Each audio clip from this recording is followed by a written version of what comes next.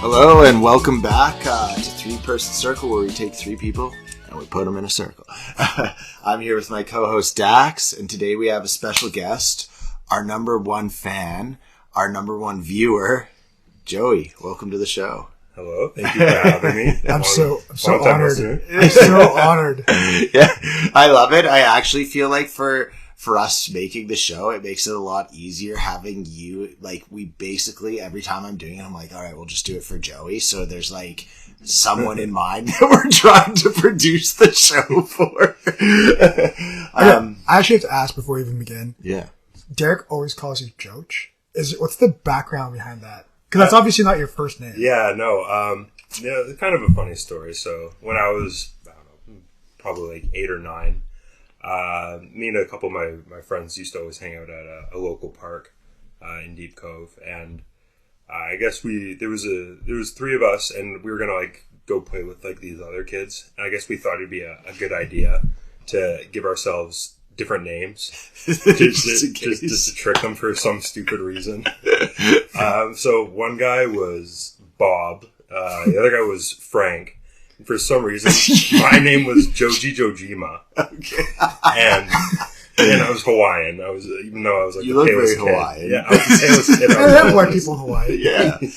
But so the guy that gave me that name, Daniel, I don't know, he just kind of kept calling me it throughout high school, but he shortened it to Joj, but like Joj. Okay. And we played on the same soccer team, probably, it was grade 11. And another guy heard him call me Joj, but he mistook it as Joach. Like coach. Yeah, exactly. And then, so he started saying it all the time. A couple of the other guys on the team picked it up. They started calling me it. And it kind of just became like a little nickname I had. Not a lot of people called me it.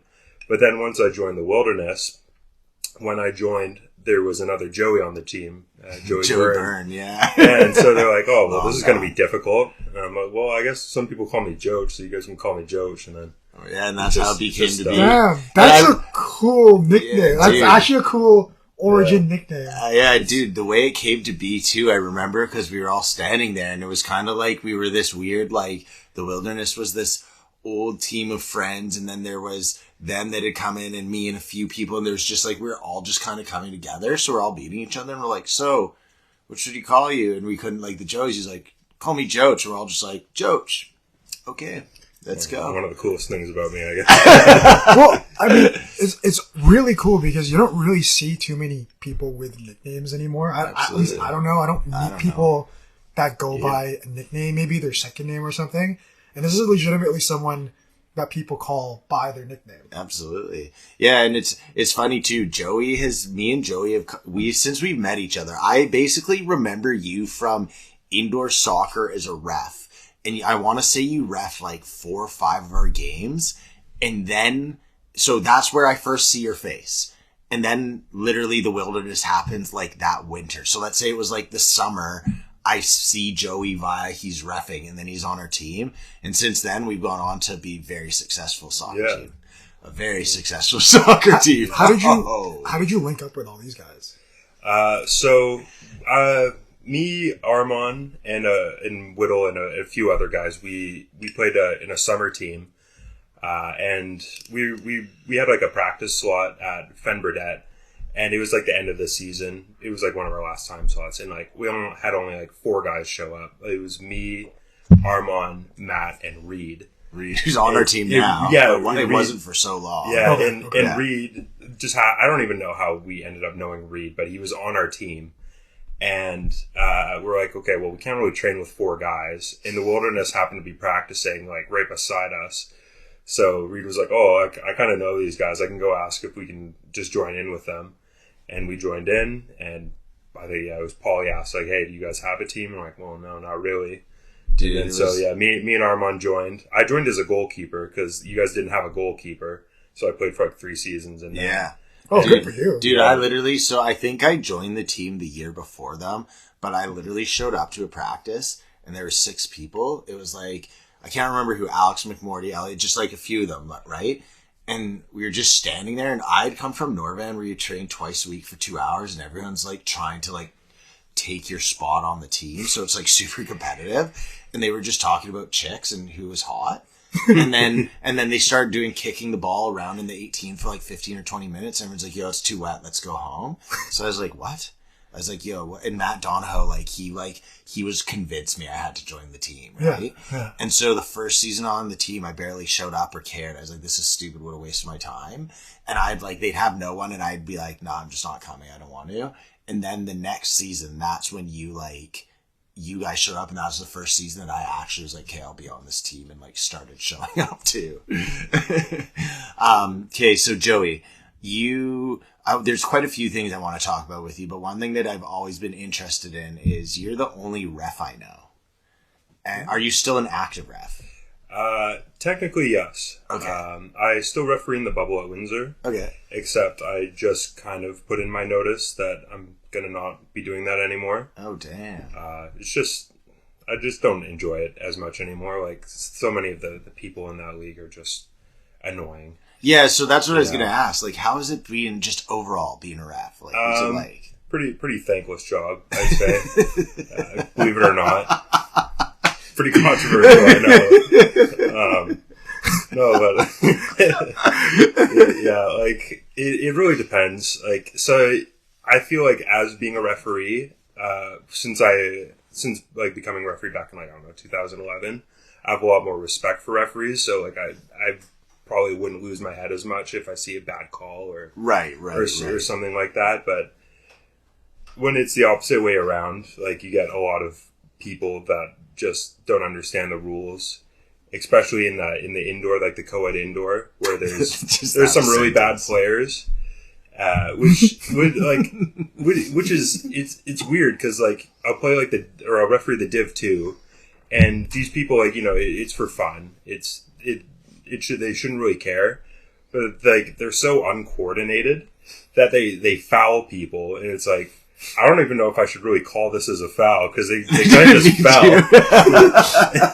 And I'm like, it is actually it's a bit more challenging than like refereeing at a higher level. Yeah. Because like the fouls become a lot more clear cut at the higher level. Yeah. Like people are coordinated. They know what they're doing. Well, and I'd imagine for the most part, they're all trying to actually play the game properly. Or if there's a foul, like that foul was meant to happen. Yeah, because I don't know. That's one thing I've always felt like. So I always laugh, like the Millers League. Everyone shits on the refs in the Millers League. And I'm like, guys, you're in the Millers League. Like, that's part of it. You're expecting, like, they're like, the EPL refs would have been better. And I'm like, yeah, too bad you're like 50 divisions away from the EPL. So what level of refereeing have you done? So, like, give me a range besides from co-ed. Like, yeah. How did you get into it? What level did you ref up to? Blah blah blah.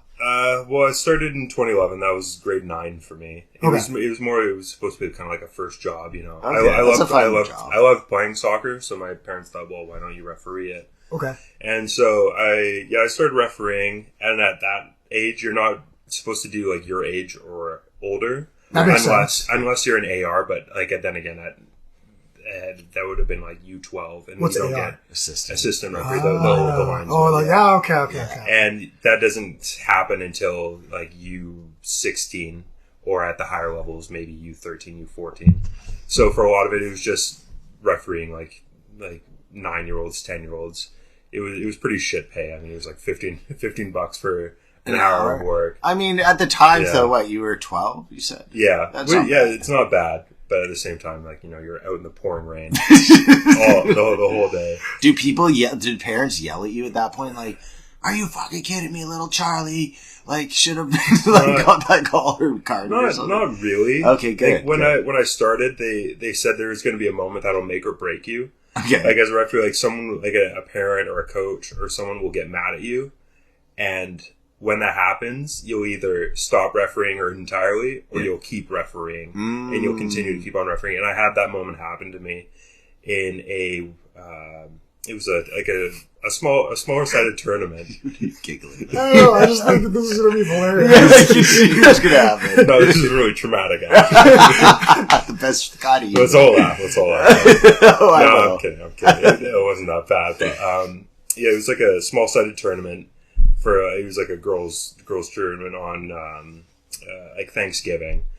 We were at William Griffin, or I guess it's called Delbrook now. Right. Either way, it's William Griffin to me. Amen. Weird. Amen. Right. Right. Yeah. Because Delbrook was its own rec Yeah. center. Yeah. Exactly. Delbrook was the shitty one right there. Yeah, exactly. I know. It'll always be William Griffin. But anyway, so I was refereeing, and I knew I'd definitely gotten this call wrong, but it was a team from Kamloops, and I think they lost every game they played in. And it was, they ended up losing the game I refereed because I called a penalty for a girl that sat on the ball in the box. Is that a penalty you could call? Well, I thought it should have been, if anything, it should have been an indirect free kick, but I called it as a penalty kick. Okay.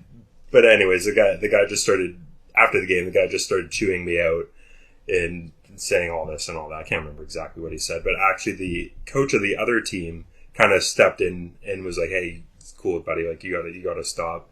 And she happened to be an old elementary school aide at my elementary school, and she was like the one that everybody hated. Oh, but it was kind of like this cool moment where it was like, this person that nobody liked, now she's stepping up for you. Yeah. Well, also you're 14. Yeah. yeah, that's a big part of it. Sir, you're 14. Yeah, I don't know. One thing I've never understood this, and this goes back to when I was playing youth soccer, even like all sports, just all sports.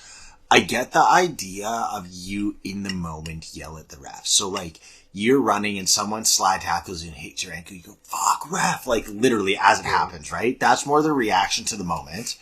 And then after, if the ref misses the call, maybe you're like, "Ref, are you kidding me?" And you're like, he got my ankle. Or you look at my ankle, right? Mm-hmm. But after that moment, and maybe you say it again, "Look at this." After that moment, I don't understand why you still go at the ref, because the ref is never, ever, ever going to be like, "Oh, shoot, something happened a minute ago and you've just been yelling at me the whole time. Now I'm going to change my call." Yeah. So it always just makes it like this, you're digging this pit where you're like, you missed the call. That sucks. You let the ref know. And from that point on, you yelling at them is now the ref being like, "I'm just not going to call something else for you."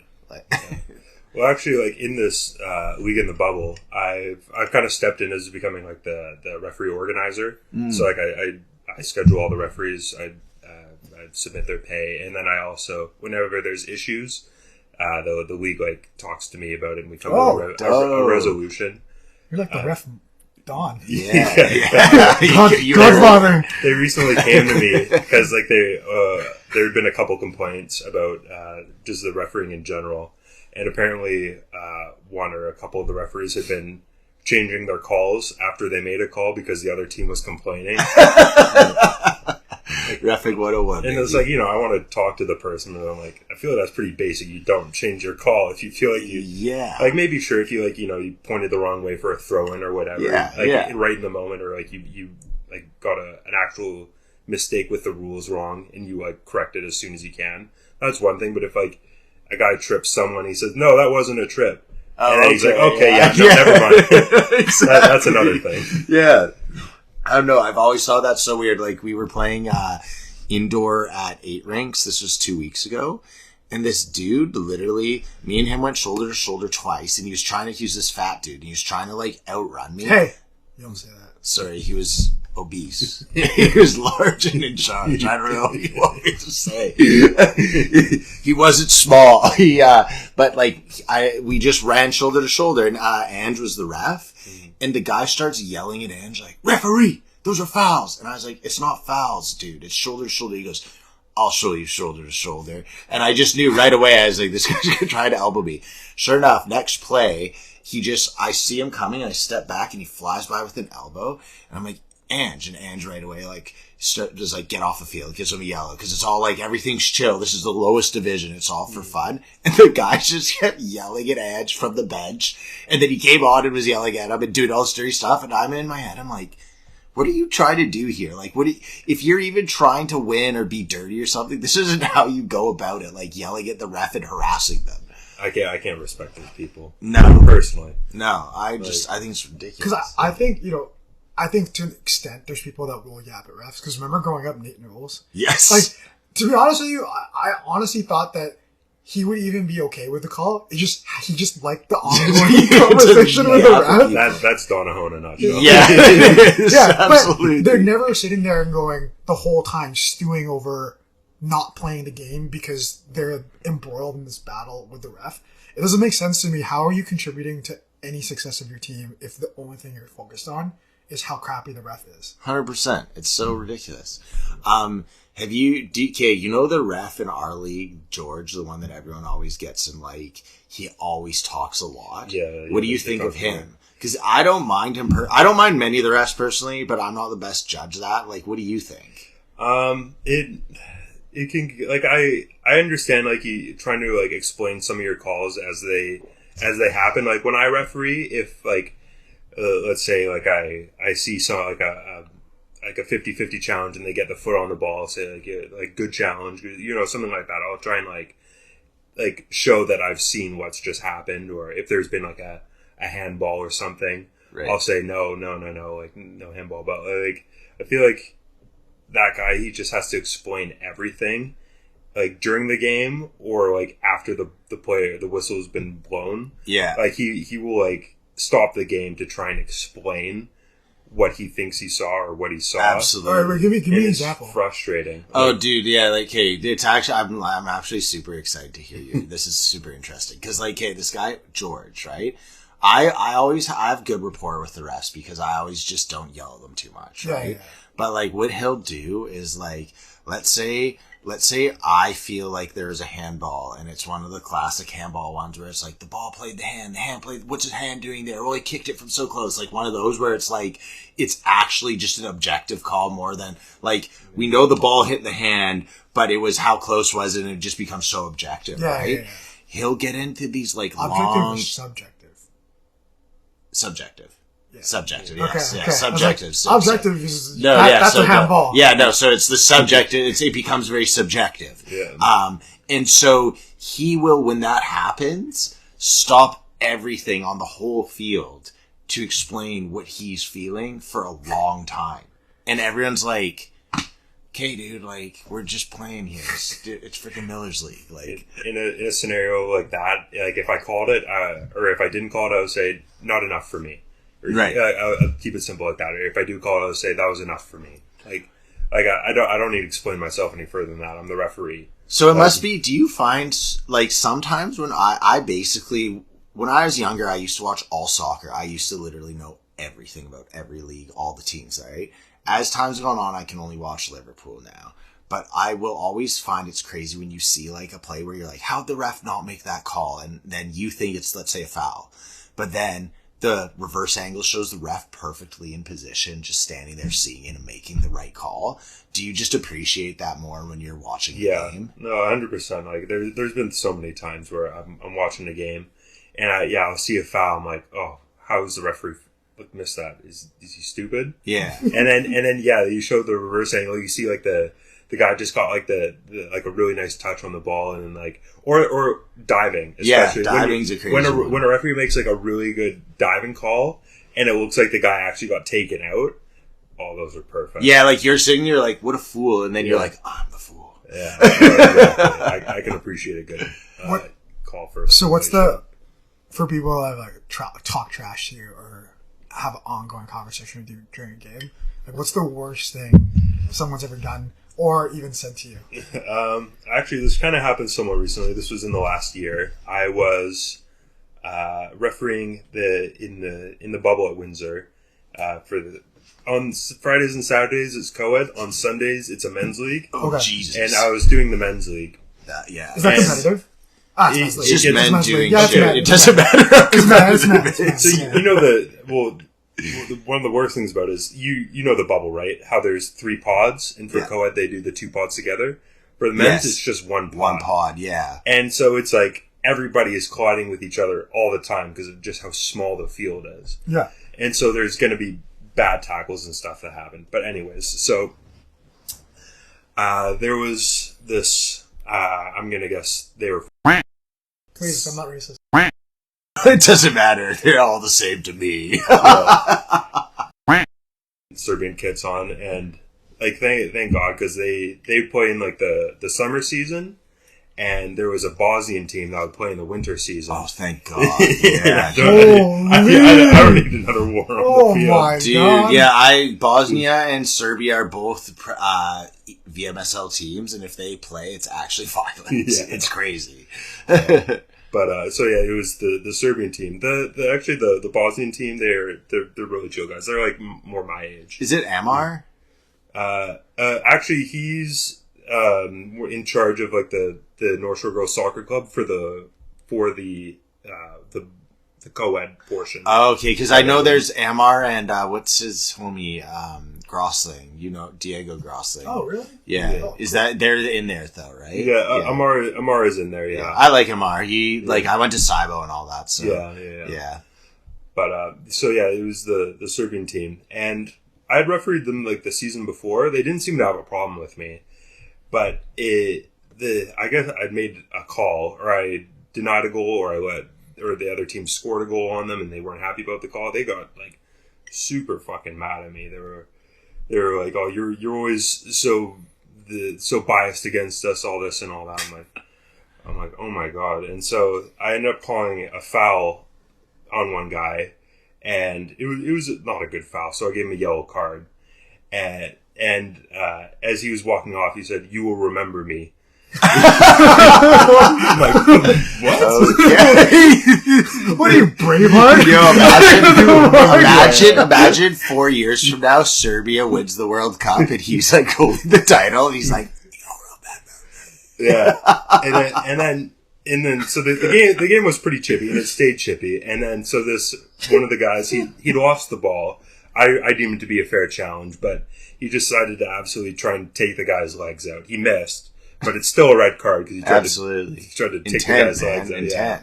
And so I gave him a red card, and he was hot about like the foul that he thought had happened. Like he thought like the guy was trying to break his leg or something. Right. But no, it was just a regular soccer player, and it looked like the guy had gotten the ball. But as he was like walking by me, he said, "If you had broken my leg, I would kill you." Same guy. I said, no, they're different guy this time. Different guy. And I'm like, what is with these guys? Yeah, dude. I don't know. I played for Nordband. We had an under-21 team, and we played against some Eastern European team. It was Serbian or Croatian or something like that. And one of the guys on center mid, he was this short ball dude. I want to say he was like 35, and I was like 21. He literally was like assaulting me. Like he'd be pushing me and shit like this. Yeah. And when we'd be going up for like the goal kicks, he'd be pushing me and stuff. And eventually he got onto our left back and threatened to kill him with a knife. And the left back went like this, middle of the game. No, I'm out of here. And he literally just with his girlfriend, he's like, yo, let's go. He grabbed all his shit, put on his jacket and walked away. Like, not like running, but just right away. And everyone was like, yo, James, what are you doing, dude? And then he's like, fuck that, man. Fuck this team. And he just leaves. And then at practice, he was like, yeah, that guy threatened to kill me with a knife. And I believed him. And I was like, yeah. So I just don't get being that. I mean, I love sports. I really do. You know how much I love sports. I'm freaking wearing a Jalen Hurts jersey right now. Had to show that out. Yeah. Eagles are going to win the Super Bowl. I love sports, but I've never been at a point in my life, even as a fan, because you've seen some crazy fans. Like some of the stuff that fans do.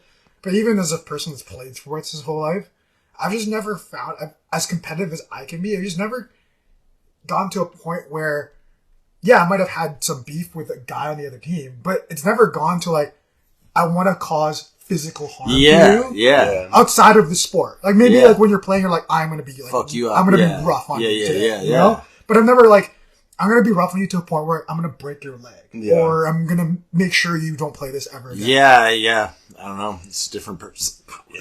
I feel like you get into those Baltic countries and like, it's just like, have you seen like it is in Serbia, like the Red Star versus the Partizan game. They're like the two big teams in Serbia, and their derbies are crazy. Yeah, I can't imagine what those would be like. I would not feel safe at one of those games wearing a neutral color. Because, like, one of the things that's weird about soccer is, like, all North American sports are based on, like, fanfare and having fun with your team. And, like, if anyone, like, does something ridiculous to the other fan base, you're like, what the fuck's wrong with you, right? Like, that's so crazy. Like, you see it in sports all the time, like, a football game and, like, some away fan will get in a fight and everyone's always appalled, right? Everyone's like, who would do this? Around the rest of the world, soccer, as much as it's the game, it's a lot more just tribal warfare. Like, if people don't like each other, they'll go to the soccer match just to, air quotes, support their team. But they're really just there to, like, fight other people. Yeah. Like, that's just what it is. Yeah. Like, what I think it was called the Real Football Factories. It's with Danny Jones, I think. Is that right? The dude that played, that was the man. Vinny Jones. Yeah, Vinny Jones. Yeah. Vinny Jones, yeah. And he goes, because he was part of Green Street Hooligans. It was basically based off of... but he played in the Prem. Yeah, he did. Yeah, he did. And, yeah. basically it was all about, like, Green Street Hooligans came out. Everyone heard about firms and started going. So they're like, we're going to go to real firms. And one of them in, I think it was Brazil, they were driving and someone shot at them with an AK. And you're like, what? And it just, like, drives home the point that, like, the game is soccer, but it's like, that's not why a lot of these people are doing it. It's almost like a release from whatever their life is, especially when they're poorer countries. But I also think about, because you watch sports, right? Like, is there anything that you like besides soccer in terms of from a sports perspective? North American sports? Hockey. Hockey. Yeah, well, hockey's huge in Canada. Yeah. But it's not so huge in Canada to a point where someone could be like a diehard Canucks fan, but it doesn't run like every facet of their life. Yes. Does that make any sense? Whereas, not that like, Neve's dad is this, but when I talk to him about like how diehard he is of a Burnley fan, he's like, that's the team. Like, it's way different. I sat there and I'm like, that's such a different, the way you talk about Burnley as a soccer team is so different than, I have been an Eagles fan now for 22 years and I love the Eagles. Like, it's all I do for 17 weeks. But it doesn't run, like, not everything revolves around the Eagles, you know? Absolutely. Yeah, like, I feel like it has something to do with, like, specifically in England. I mean, I don't want to comment on all the world, but, like, in England, the industrial, like, way of life, people were very poor and all they really had was their football club. So they'd go to work all the time and then they'd go to their football club. So it was, like, kind of had, like, more meaning to it.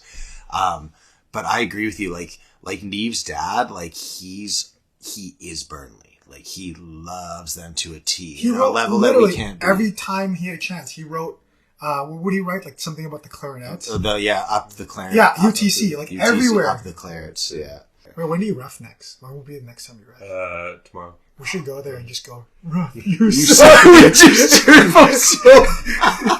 be funny. I'd be about that. You kick us out right away. We're like, hey, Joey, get out of here. I know what you're about to do.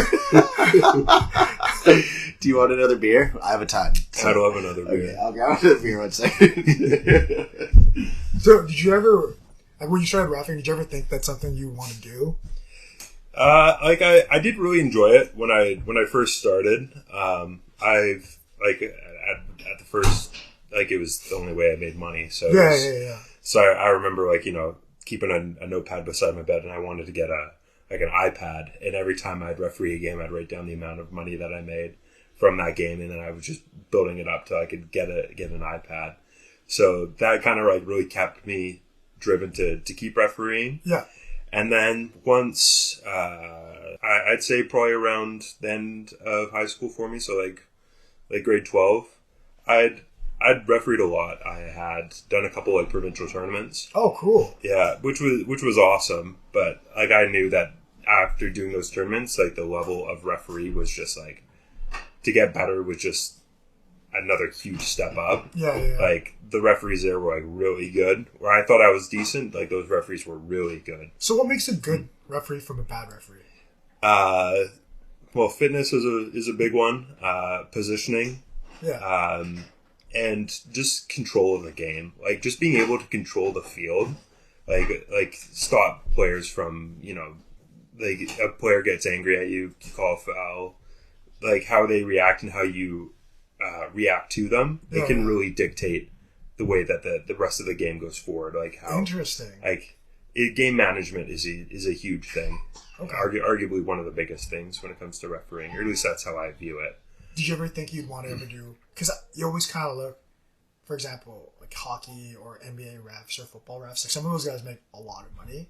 And I've always thought, I wonder like how you get into that. And is that something that ever like crossed your mind? It did, but like I just don't really think I wanted to take that next step forward, because like as much as I did enjoy refereeing in the challenge of it, like there was days where I'd be at Windsor and I'd be there from 10 a.m. to 4 p.m. doing 3 games in a row on the sideline, and it'd be pissing rain the whole time. It'd be like 5 degrees, and it was just so miserable. And you're like in a shirt and shorts, right? Yeah, no, exactly. It was like those times I think really killed it off for me. Gotcha. The of wanting to pursue higher, and also I'm not a confrontational person. I don't deal with confrontation well. Okay, interesting. And so like I didn't like, the only way I'd want to go for it is being a center referee. But if you're a center referee, that's all you do. Yeah, that's all you do. Yeah. And I just don't think it's going to be for me. That's so interesting, man. Because I never thought about, because the other day, as stupid as this sounds, I was Googling how you become like a WWE ref. Oh, that's not stupid. And it's basically the same thing. Like you have to, but it's more acting, obviously, right? Mm-hmm. But you have to do what he did. Is you have to start doing like random local shows, and I'm like, damn, that's a long road. Yeah, I feel like you definitely. I wonder how many people go into reffing and say I'm going to become the best ref in the world, versus they start doing it and then it kind of like takes them to the place that they get to. Yeah. So now let's move on to the soccer portion of this. Not that it wasn't soccer before. See, that's how a real man pours beer. Oh, yeah, Joey, did you do that on purpose? No, it's Dax pour beer into a cup. I actually pour beer like that on purpose. On purpose, yeah. Yeah, I heard that's a thing. Like you want to get a good amount of head on it. Well, apparently. Okay, so I used to throw up all the time when I was younger from drinking, but like I'd have like 3 beers really fast and throw up a whole bunch of foam. Mm-hmm. Apparently, by pouring like that, it makes that not happen. Yeah, because that'll turn into beer. Yeah. Science. Damn you, science. So Joey, why did you pick why do you love soccer so much? I might have to go. You guys keep talking, don't worry. All right. Well, why do you love soccer so much? I mean, when I was younger, I had a grandfather who was a really, really passionate soccer player.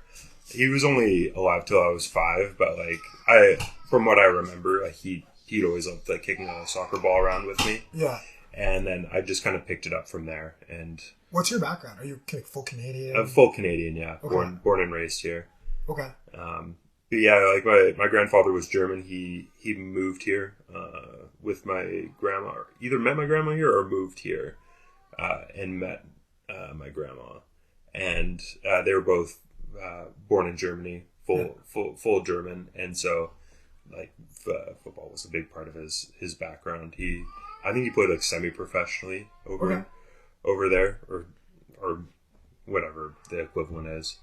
And so just from that, it was just something I always really enjoyed.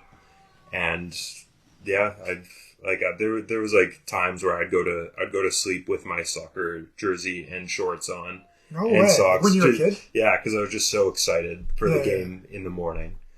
Like, yeah, it's just always been a passion. That's so cool. Part of me kind of misses that about being a kid, being like that stoked about something. Like how often now, even as big of a fan of anything, do you ever go to bed? Yeah. Like that stoked to do something, you know? And did you start off playing striker the whole way through, or is there... Pretty much, yeah. When I was younger, I think I would score a lot of goals, so they kind of just kept me up there. But also I was tall, so they would start to throw me in net too. And I was decent at net. I did a couple goalie training sessions, but those were always miserable because they'd be like November or December, shitty weather, cold, raining. Well, Joey's a pretty good goalie. He I always just had respect for anyone that could go into goal because let's say you play ice hockey goalie, you let the puck hit you, right? So as much as there's a ton of skill involved if you're really good, blah blah blah. But like on the very basic level, you stand in between and you just go like this, and it hits you and you make saves. soccer goalie is like you have to be a cat. Like it's all about like being in position and jumping and laying out and making these like super acrobatic saves. Okay, I think you are on our team. I think you're one of our most natural goal scorers. Like you're a striker, poacher striker for sure. Yeah. Yeah. I mean, I just like to get in front of the net and hope someone has the ball to cross it. Yeah. And then for me to tap it in. So can you tell me about the game? Because I've heard it, but I'd like to hear from you. I'll set the scene. We went down like 15 minutes into the third place team. Was this last week? This was last week. So the third place team, and they were, I don't know, they're a decent team. In the future, they'll be really good, but they're just young. But it was basically, they countered, scored a goal, and the whole game was just us, but we couldn't score. I left at the point in the second half, I think I left 65 or 70 in, and we were controlling the play a lot. We had the ball, we were passing, we were doing all nice passing, but nothing was forward. It was all just we had the ball the whole time. So what happened from when I left around 65 in? I feel like from the back through the midfield, we were stringing the ball along really nicely. I think there was just a little bit of a disconnect between getting it from the midfield to the forwards. Yeah. Like we couldn't get any of our like normal good goal scoring opportunities where it's like, you know, you get down the line, whether it's Mikey, Patty, whoever it is, yeah, and then they cut in or put it across. We just weren't getting really much of those chances. Patty Hanna? Yeah. Okay. Yeah. And Patty boy. And so I felt like we like Donnie said, we played one of our best passing games that we'd ever played, but it was just a little bit of a disconnect between getting it forward through to the front line. But it was a really, really good, really competitive game. I don't think you were there for this point. It was like one of the best moments. So Reed, who played phenomenal, him and Ali had an unbelievable game. Yeah, Reed was a beast last game. And so there was a guy threw pretty much in on net, like he had to make a last ditch tackle, and he made it. And it looked like it could have been a penalty, but I guess the referee had a better view, and it wasn't. But the guy was like on the ground. He was like he had his arms up like ref, and then Reed, who'd gotten the ball, then flicked it over him, and then jumped over him, but like got his foot caught on him. And fell over, and then so the referee blew for the foul on that guy who was laying on the ground complaining to him about the That's awesome. That's awesome. Oh, it was so good. Yeah, dude, I love our soccer team so much. It's so much fun. I always say we're like the pros minus all the money, the skill, and the glory, and all the like main things that make you a pro. But other than that, we're basically the pros. Do you have jerseys like pros? Yeah, actually, we have now, our last 3 kits over the last 6 years have been Ajax home jersey, Ajax away jersey, which was all black with Rasta colors for the trim of the Adidas. Yeah. And now this year we have like a third kit, which is like a blue and neon. I don't know. It's almost like a army camo. Who procures that? Paul. Oh, really? Does it go to like DHgate or something? Something like that. I don't know which one it is, but it's something like that. Yeah, because you can get like a literal full kit from DHgate. I wouldn't be surprised if it is DHgate. It's basically on that level where you're like, it's not actually real, but it's pretty freaking like, I don't know. I'd rather wear that than the Norvan jersey. Yeah. So the Norvan jersey is like. Do you guys play Norvan? No. I think if we played Norvan's Prem, we'd get smoked. If we played their Div 2 team, I think we'd probably beat them, but it'd be a game. Oh, interesting. Yeah. Okay. I don't know if they have a Div 1 team, because I think their Prem team kind of goes back and forth between the two. So if their Div 1 team was their best team, they'd kill us. I played on their U21 team when I got out of high school, and we got smoked every game. Because we were like... Actually, it was a year after I got out of high school. And so I was like 19, but a majority of the guys were 18 on the team, and we were playing 21-year-olds. And these guys were like good, and for most games were complete blowouts. I remember specifically there was one where the team that we were playing was tied for first, but they were behind on goal differential, and they needed 10 goals to get back into first. And it was at the point in the season where we'd given up. So we showed up with 8 players. And he wanted to win. And they were playing with like a back 2 and like a front 6, essentially. Holy crap. I was in net for the first half, and it was like 5-0 at the end of the first half. I'm like, fuck this, I want to play out. So someone else went in net. And the game ended up finishing like 13-3. We scored 3 goals. Yeah. Because they just gave up on defending. They were just trying to score the whole time. It was a really That's good game. insane. Yeah. Yo, so what's your favorite part of soccer? Like, what do you enjoy most in terms of like, I don't know, for me, I love is like the kicking of the ball. So like it's enjoyable watching Trent, or like when someone like Stevie G smashes him home from so far. Like, what do you love about soccer? The pageantry. The pre-game pageantry.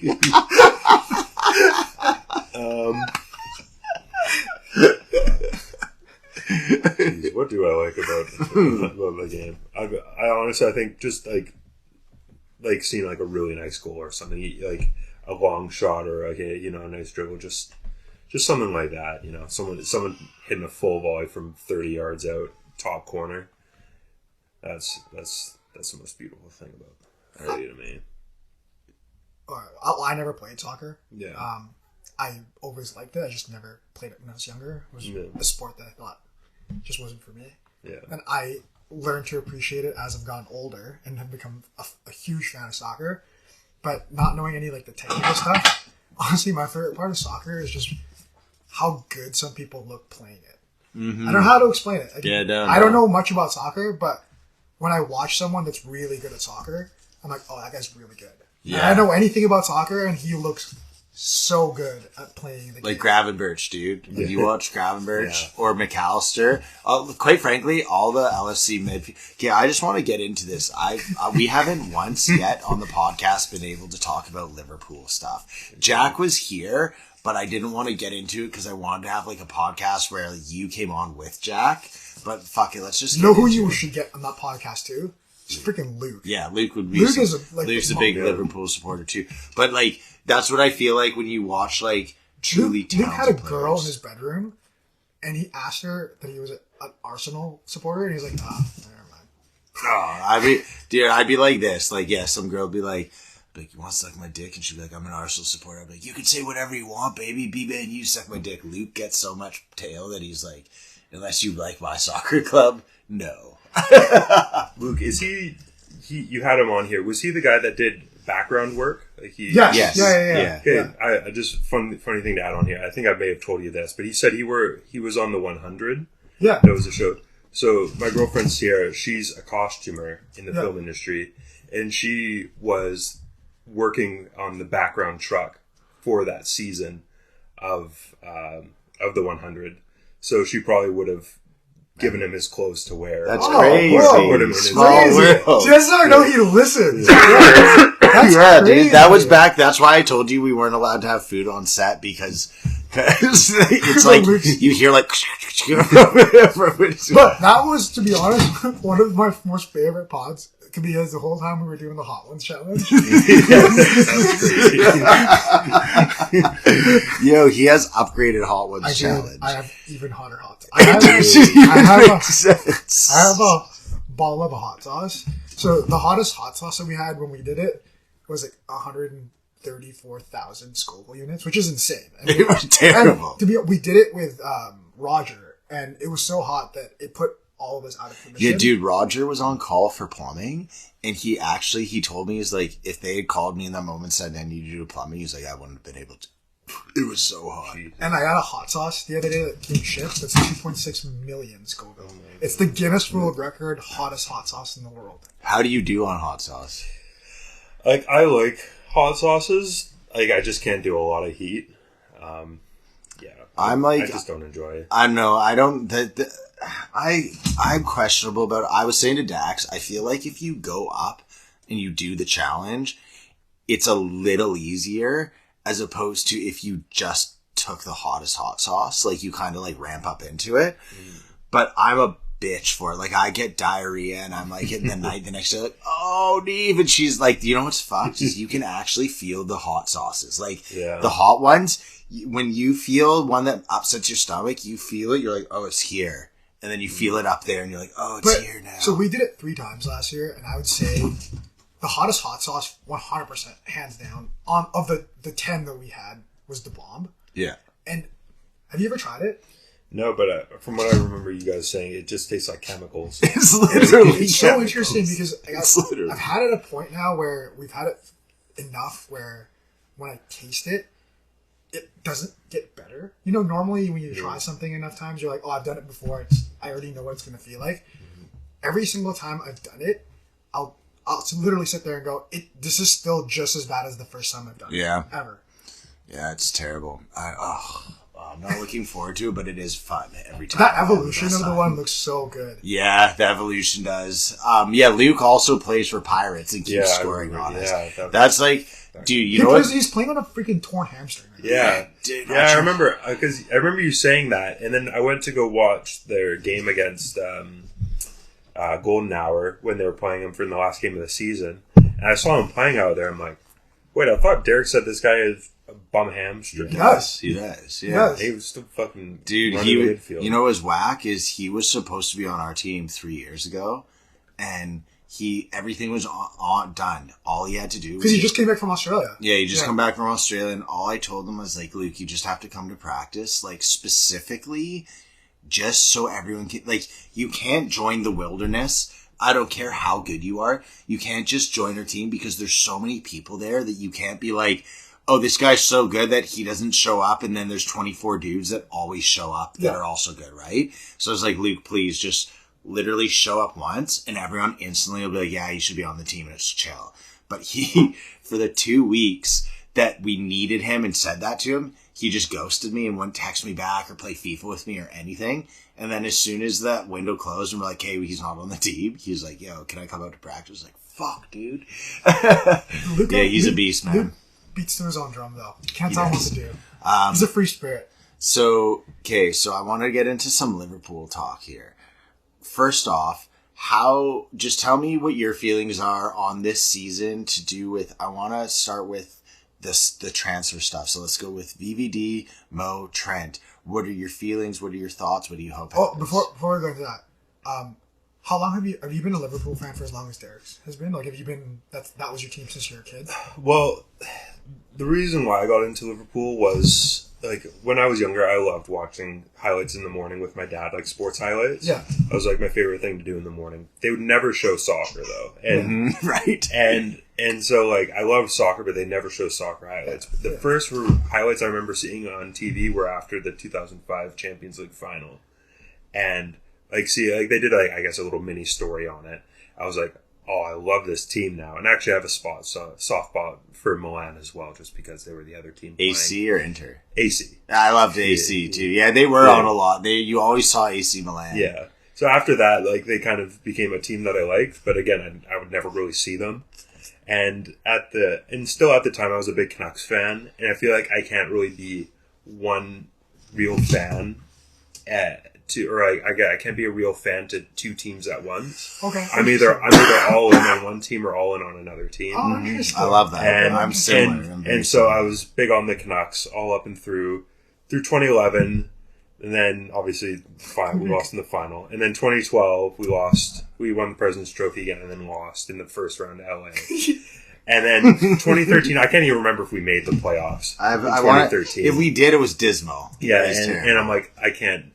I was kind of over it, and then I started getting more back into Liverpool, and then I remember that summer. It was right before the season where we almost won the league with Suarez. Yeah, it was like the summer before that. I'm like, okay, I'm getting back into this team now. Like, and plus all my friends supported a soccer club. I'm like, okay, I should really be a supporter now. And then they started doing well. And Suarez was just unbelievable. That's like the best season I've ever seen. Ever. Even now, dude. Even now, I stand by that. I think so. You know, Mo Salah. There was a point where he was EPL or like EPL. Okay. You know this. You know Mo Salah this year. Yeah. There was this point where it was like almost laughable. You're like, he's going to get a goal or two and assist. Period. Yeah. Right. Luis Suarez did that for an entire season. Yeah. But the thing was, our team wasn't like this, where our team was so good. It's like Suarez would get the ball at center, dribble through 3 guys, and shoot from 30 yards out, posting in, and you get the game against Norwich. He got 4 goals against them. He got 3 goals, or he had 2 games where he got hat tricks, and then he had 1 game where he got 4 goals against them. In a row, yeah. Think of how crazy that is to watch. And our team was so bad. That would have been so cool, because I got into Liverpool, so technically speaking, I've always liked Liverpool from soccer perspective. Yeah. Not really watch soccer, but if I did, it was Fernando Torres, Steven Gerrard, whatever. Yeah. But then when I started hanging out with Derek again in 2018, I started to follow Liverpool, and then Luke was my roommate, and he's a massive Liverpool fan. And back then, you'd have to get up at the time to go watch the games, and he'd always be up at 4 a.m. if they played, right? Yeah. And I remember him having the Raheem Sterling jersey up, which is hilarious. And then really when I started watching games with him was 2019 when we were peaking, but I wasn't enough of a fan to actually just start following the team. Yeah. And then we were amazing, and then we won the Champions League or Premier League in 2020, but COVID happened, right? And then I'll finally say I've been a watch every game of the season. 2 seasons ago, whatever season it was when we were just a wreck. I want to say it was the season after we won the EPL. It was just not a good season. When he tore his ACL. ACL. And then I can say that was the first year I was a fan, because I watched every game, and we weren't particularly good, world beaters, you know? Yeah, no. Well, so, okay, what do you think of, obviously our team's amazing right now, but what do you think we have to do going forward, with everything? Just everything. I just want to know your feelings. We got to keep Van Dijk. Yes. That's big. We have the biggest. Yeah, we have to keep Van Dijk. We do have to keep Mo. Mm-hmm. He's just been too integral to everything we've done. Same as Van Dijk. Okay, if you had to choose... don't even Trent's not in the conversation. It's Mo or Van Dijk. I would say Van Dijk. Me too. I think it's way harder to find an amazing center back than it is to find a You see how badly Pep struggled to get a good center back until he got Diaz. Mm-hmm. He had to shop around a lot, and I just don't see another center back that can come in to any team, especially a top contender like Liverpool, and just be what Van Dijk is. I totally agree. I feel I don't want to disrespect Mo because he's huge. It's a weird conversation, because by saying Van Dijk over Mo, and I'd say it instantly, I don't think I'd even think about it. It undermines how good Mo is. Yeah. But we can replace Mo. I genuinely think if Mo left us, Diaz, he wouldn't put up the numbers, but he would put up the threat where people are afraid of him. We could, cumulatively, I think, make up for somewhat of what Mo is. I don't think Van Dijk leaves our club when we're the same club. Yeah, no, exactly. Yeah. And also, Kelleher, I'm big on him. He's been so good for us for the last, I don't know how many seasons. And Alisson is consistently injured. Have you good? I'm going to put this... This is tough, because I'm going to put this up, because Derek's raised me on the school of Alisson for the last few years, but watching a lot of Alisson this year particularly, and watching with Luke, him and I have come to the conclusion that he's starting to decline. Really?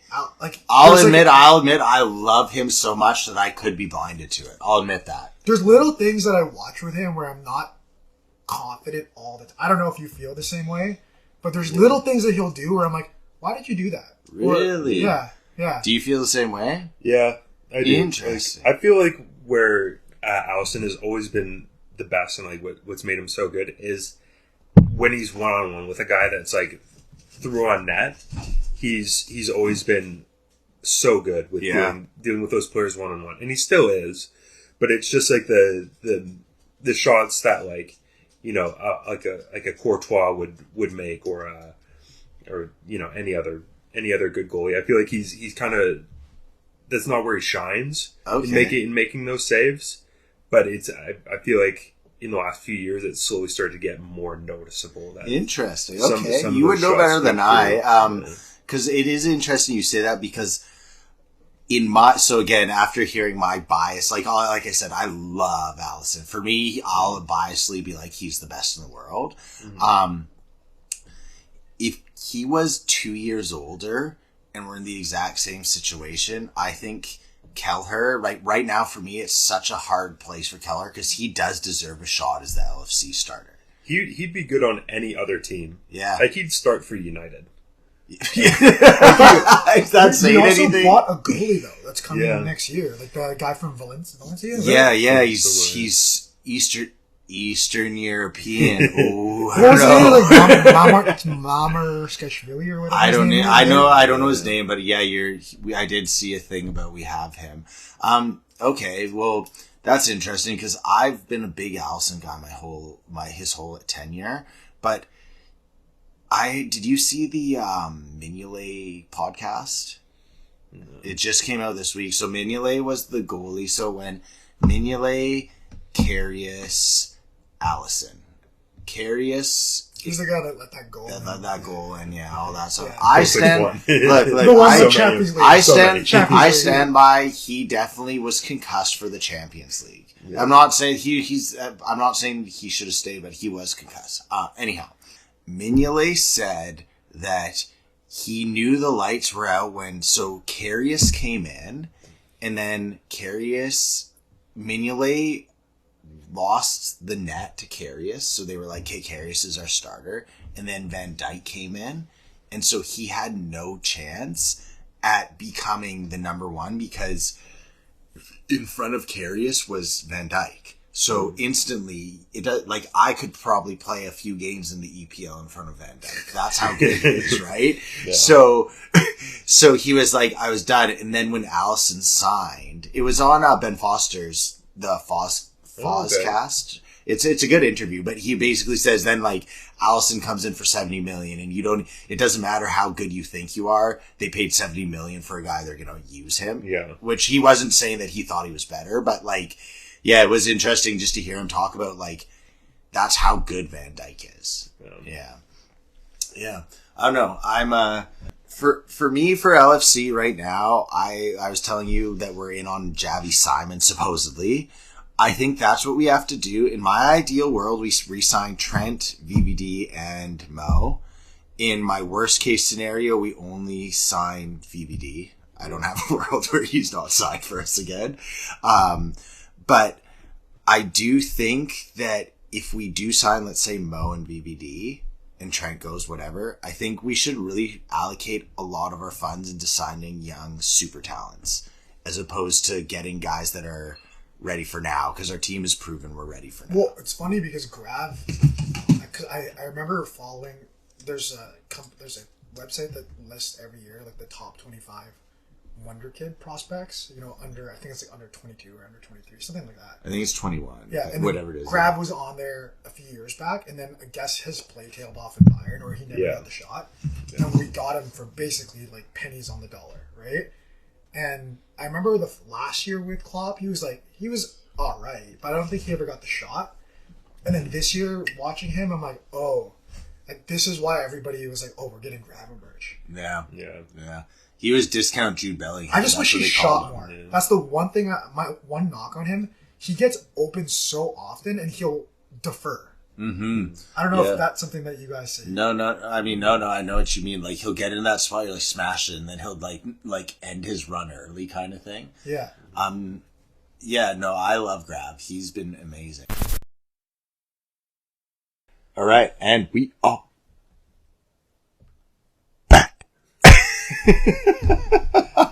Don't are you gonna listen to your own? No. Yeah, that's the thing. I don't like listening to me talk. I hate the way I sound on recordings. I cringe every time. So I hate the way I sound, but I listen back to every single one because I'm that person that goes, I need to fix my. I'm trying. The thing I've tried my best to do is not say but it's in my vocabulary very hard in just day-to-day life, which is a hard one. But damn, that sucks because the only person that would laugh at that return would be you. And you're here and you're not listened to. And yeah, okay, so let's move out of soccer. We'll probably eventually get back to soccer because it's the best. But I want to talk about you now as a mechanic. Because what I was laughing at is I've had so many... So, like, my job, I feel like it's very applicable to people's lives. But it's in this weird way where people think, like, what I know is more impressive than it is. Because it's just, like, it's like anyone that knows their job. You just know, like, what your job is. But because my job is your body... As soon as you start talking about it, it becomes very applicable to them. Surprise, surprise, right? So your job, I feel like, must be one of those things to the most nth degree. Like, how many people know about cars? I don't know nothing. I know nothing. And I drive a car all the time, every day. I just put gas in it. I'll tell you right now, I'm actually not a mechanic. What? Wow. Whoa! What? I thought you were a mechanic. Way to do your research. I never said I did research. I used to be a mechanic. Okay. So I transition right now. I do wheel repair. Okay. So it's more paint. Like scratch on the wheel. Yeah, like if someone was to curb their wheels, we would refinish them. So why? Okay, actually, good question on that. At what point of damage on a curbed wheel could you fix back to sort of close to factory? Theoretically, you could do it with any wheel without having to replace the whole wheel. Yeah, like you can sand out the damage. If it depends on the type of finish on the wheel. A lot of wheels will usually just be they're like an alloy, like a magnesium alloy. Yeah. And so it's really easy to sand. So you just like get. I'm gonna text you. Have you parked poorly? I just on my right front. Yeah, so it's like for a wheel like that, you just sand it with a sander. You put some primer, put some paint, re-clear the wheel. Oh, good to know. Not too hard. There's some wheels where they have a bare metal finish on it, and so that one it's a CNC lathe.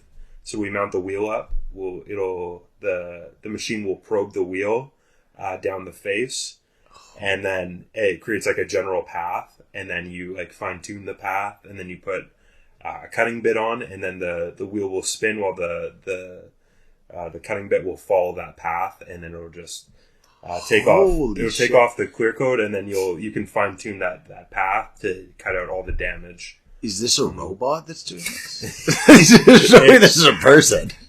Don't worry, it doesn't have AI. I can't. Okay, I was going to say if Joey's coming on, I have to bring up AI at some point.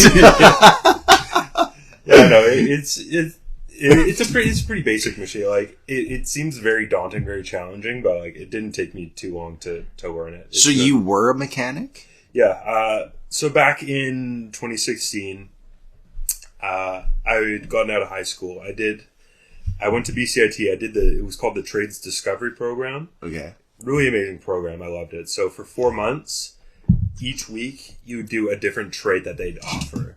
Cool. That they teach at the school to see if there was one that you like. So I mean, we're talking plumber, carpenter, electrician, just everything, like everything. Machine, like dude, I love BCIT. I think BCIT is so cool. Yeah, it was a great program. When I first went to the school, like I did like a little tour walk around, and the person was like, "Oh, would you like to see our like a mechanic shop?" And I'm like, "No, that's probably not something that's going to interest me." And then we did it, and I'm like, "Wow, I actually really enjoy this. Like, I feel like a man doing this." and then so as a part of it, you had to do like 60 hours of unpaid apprenticeship or 60 hours of unpaid labor, essentially. So I had applied to a couple of different places. I applied to there was a shop in Deep Cove. Do you know the main intersection where you come down the steep hill? Yes, it's right on that corner there. Yeah, right on the corner. So there was a mechanic shop there. I applied there. They didn't have the room, and I was fine. Fuck them. But then a couple weeks later, he called me back. He said, "Well, I actually have a guy leaving. Oh. If you're still interested in wanting to have a job, you're welcome to come in. No, this is for an actual job. Okay. we have one of our top mechanics leaving. You can come in unpaid and fill him. Yeah, so I went in there, and I was there for almost 4 years. It was I did 1 year of schooling while I was there. I started off just doing tires. So that's what pretty much anybody it's does. just kind of the beginning of it all. Yeah, you do tires, and then I transitioned to oil changes, and then started doing pull and replaces on stuff like alternators, starters, that kind of stuff, and then got into a little bit of diagnosing, and then I did my first year of schooling, and then I was going to sign up for my second year, but at the time, like, every class was booked solid for 2 years. Holy so I ended up applying to like there's a school up in Prince George, but it was still going to be like another year and a half. And then to go to Prince George? Yeah, I have family that live up there, so I could have just stayed with them. It would but still, okay. That's crazy because Prince George is rural. Yeah.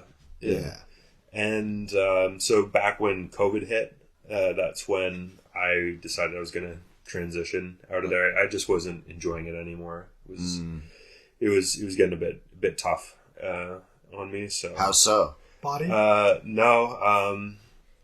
I don't like talking ill about former employers, but okay, you don't have to. You don't have to if you don't want to. Yeah. Just work related things. Yeah, work related things. Because usually there's two things that I've from my mechanic friends. It's either their body gives up on them because it's pretty decently hard labor. It is. And then either that or like the job. Like there's something about the job. Yeah, fair enough. Okay, cool. Yeah, so transitioned out of that, and then I took a few months off, and then I saw an ad that this place was hiring, so I hopped over. I pretty much just walked in, and they're like, "Yeah, we'll take you." Nice. Yeah, and so I've been there for 4.5 years now. Something like that, and it's been really awesome because at my old shop, I tried to listen to a Liverpool game once with one of my earbuds, and I got chewed out for it. But now at my shop, I can listen to podcasts. Awesome. I can listen to Liverpool games while I'm working. It's that's an interesting thing that I feel like is a very old school thing. Is this idea of like, if I'm doing my job well and I'm giving you the performance results, does it matter if I have an earbud in? Like that thought, thing of like kind of like it. You feel like you have something to say, but like it's just I don't know. It's interesting to me that it's a very old school thought of me. Like to me, that idea of like, oh no, you have to. I feel like it's with COVID. Like turns out people will do their job well even if you don't force them to. It's kind of like the idea of when people were allowed to work from home. Yeah. Turns out most people that actually are like contributing members of society do their job well because they're trying to. It's not a thing of you like force them into an office. Mm-hmm. What did you have to say? I feel like you disagreed with that. No, so for me, I completely agree with both of you, by the way. Like I think if someone is going to do their job, they're going to do their job regardless of what you tell them to do or tell them not to do. But I personally think the people that are going to slack off that will take advantage of the work from home or take advantage of being completely distracted would have done that anyway if you didn't tell them to. If that makes any sense. Yeah. The people that were going to slack off remote were already probably slacking off in the office. Right. So it's a negligent return. Yeah. If anything, it punishes people that they do their job regardless of what you enforce. You know, like he was probably going to do his job with his headphone in or without his headphone in. Yeah, it's not like it's a negligible item. It's just he would prefer to have the headphone in. Yeah, like you sit there and you go, he does the job the same, but he's happy versus he's not happy. And it doesn't mean he's like sad. It just means like he has more enjoyment by having a headphone. Yeah. I forgot to bring my earbuds with me to work today, and so I had to raw dog it. Yeah, I'm not gonna lie, I've had to do that. So with my job, what I noticed I had this like perceived moment of I had clients that would come in to get fixed because they had a issue. Or they just want a massage. That's fine, right? Then there's definitely people that came in to talk to me. and I didn't want to talk to them anymore. So I always put an earbud in now. And it's not, sometimes it's a podcast depending on who the person is. Sometimes it's just music because I don't want to just all day listen. It's just something that can allow me to like disconnect from talking to people and do my job. And I don't know, I think it's a good thing to like, when you're actually focusing on your job, it can make you better at your job. Mm-hmm. Yeah. So with what you know, then I guess you're not a full mechanic, but you, in my eyes, you just, way more. I thought you were a mechanic. All right, sorry, Dax. He stormed out of the pod. How about you here? I'm out of here. This is fucked. What do you notice? Like for example, I'm not joking. My front left lights out. That's like the easiest thing to fix, isn't it? Yeah, no, well, I mean, you must have so many of those. Well, it'd be a little bit harder for your car because, like, generally speaking, McLarens, they have like really advanced headlights. Yep, right? Yeah. Go on. True. That's why when I bought my first McLaren, the one I'm dealing with right now. What makes a McLaren headlight so advanced?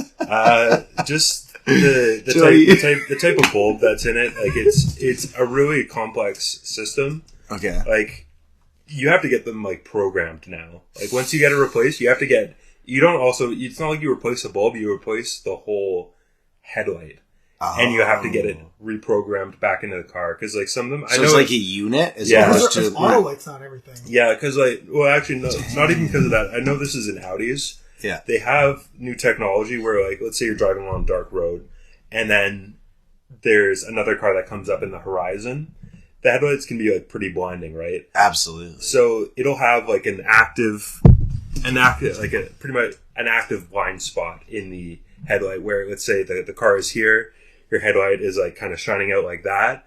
It'll block out where it recognizes where its headlights is as it's moving. So you don't blind. So like if I'm like driving and I'm coming at you and I used to get that like blaring thing, it can kind of figure out where I am and make it not as bright there. What? We should test that in my car.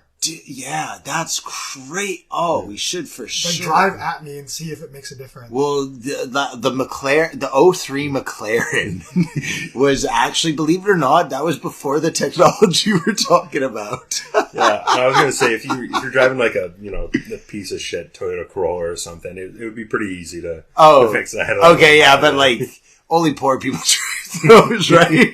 Agreed. Yeah, those ones, it's like you literally just pop the hood, turn it out of its socket, pull it out, put the new one in. So do you find with your like knowledge, there's a lot of things people talk about and you're just like shaking your head because it's like that's so basic, but you could make a full business off of changing front tail lights on Corollas. Yeah. Right? Like that must be so bizarre for you walking around with just your knowledge base versus, because the thing with a car is like, I'll fully admit, like we had this happen to us. We went on a camping trip and it was Dylan Wild's minivan. I'm not even going to guess what year it was. We were like 25. It was 6. Is a minivan 9 or 7? I think it's 7. 7. So it was 6 dudes. 7 or 8, depending on the middle. Depending. Yeah. Okay, let's say it was 7 dudes, 1 girl. And we all go and we're in the middle of nowhere mission to go on this camping trip. And Dylan Wild's parents' car breaks down. Their minivan. And literally we go to the side of the road and it's doing one of these like, like you just don't know, it won't turn over. Not one of us had even the, like I was like this. Do it, it'd make, and I'd like be like, classic timing belt. And then someone would be like, what's the timing belt? And I'd just be quiet and be like, no one knows what the timing belt is. It's a mystery. And I so like, assume it's when a belt its time is ended. But so like, do you find that there's a ton of things where like, it's so easy if you actually know, and people are just idiots towards it? Yeah, I feel like if you took the time to kind of like learn about it, like, being around it for so much, I've kind of, even though I've not done a lot of diagnosing on no starts, I kind of have a general understanding of how to like based off of, you turn the key and what happens next, like whether nothing comes on or it starts to turn over but doesn't, or it turns over but then it dies immediately, I can kind of have an understanding of what might be wrong. But like it's I don't know. It's just cars can be easy or they can be very difficult. Aren't there things now where like you just plug it in and like they have like a computer and they figure out like that's all modern cars have that. It's the OBD2 port, and so you plug the scanner in. It usually can tell you pretty much exactly what's wrong. How? I just know nothing. There's a bunch of computers in the car that all talk with each other. Oh, essentially, and that's how the car communicates and tells you, to put the engine light on if something's wrong. So, do you need more of a knowledge of cars or computers now, or is it both?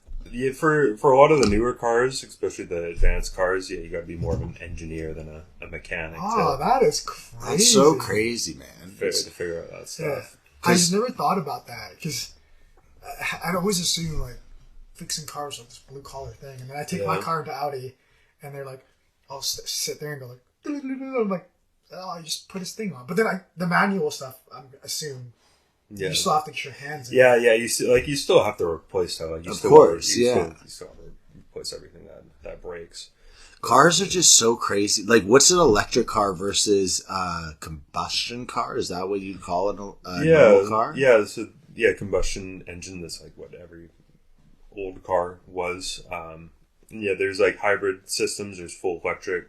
But is a full electric like a different car than a combustion fully, or is it? There's zero engine in a fully electric car. There's nothing. There's just a battery, and then there's the motors that drive the wheels. How I always imagine that's so weird. Is like a Hot Wheel. Is that kind of what it's like? Yeah, that's actually a good. Like there's like it's like I don't know, like there's some wheels, battery, and then there's some wheels that move off of the battery. For an electric car? Yeah.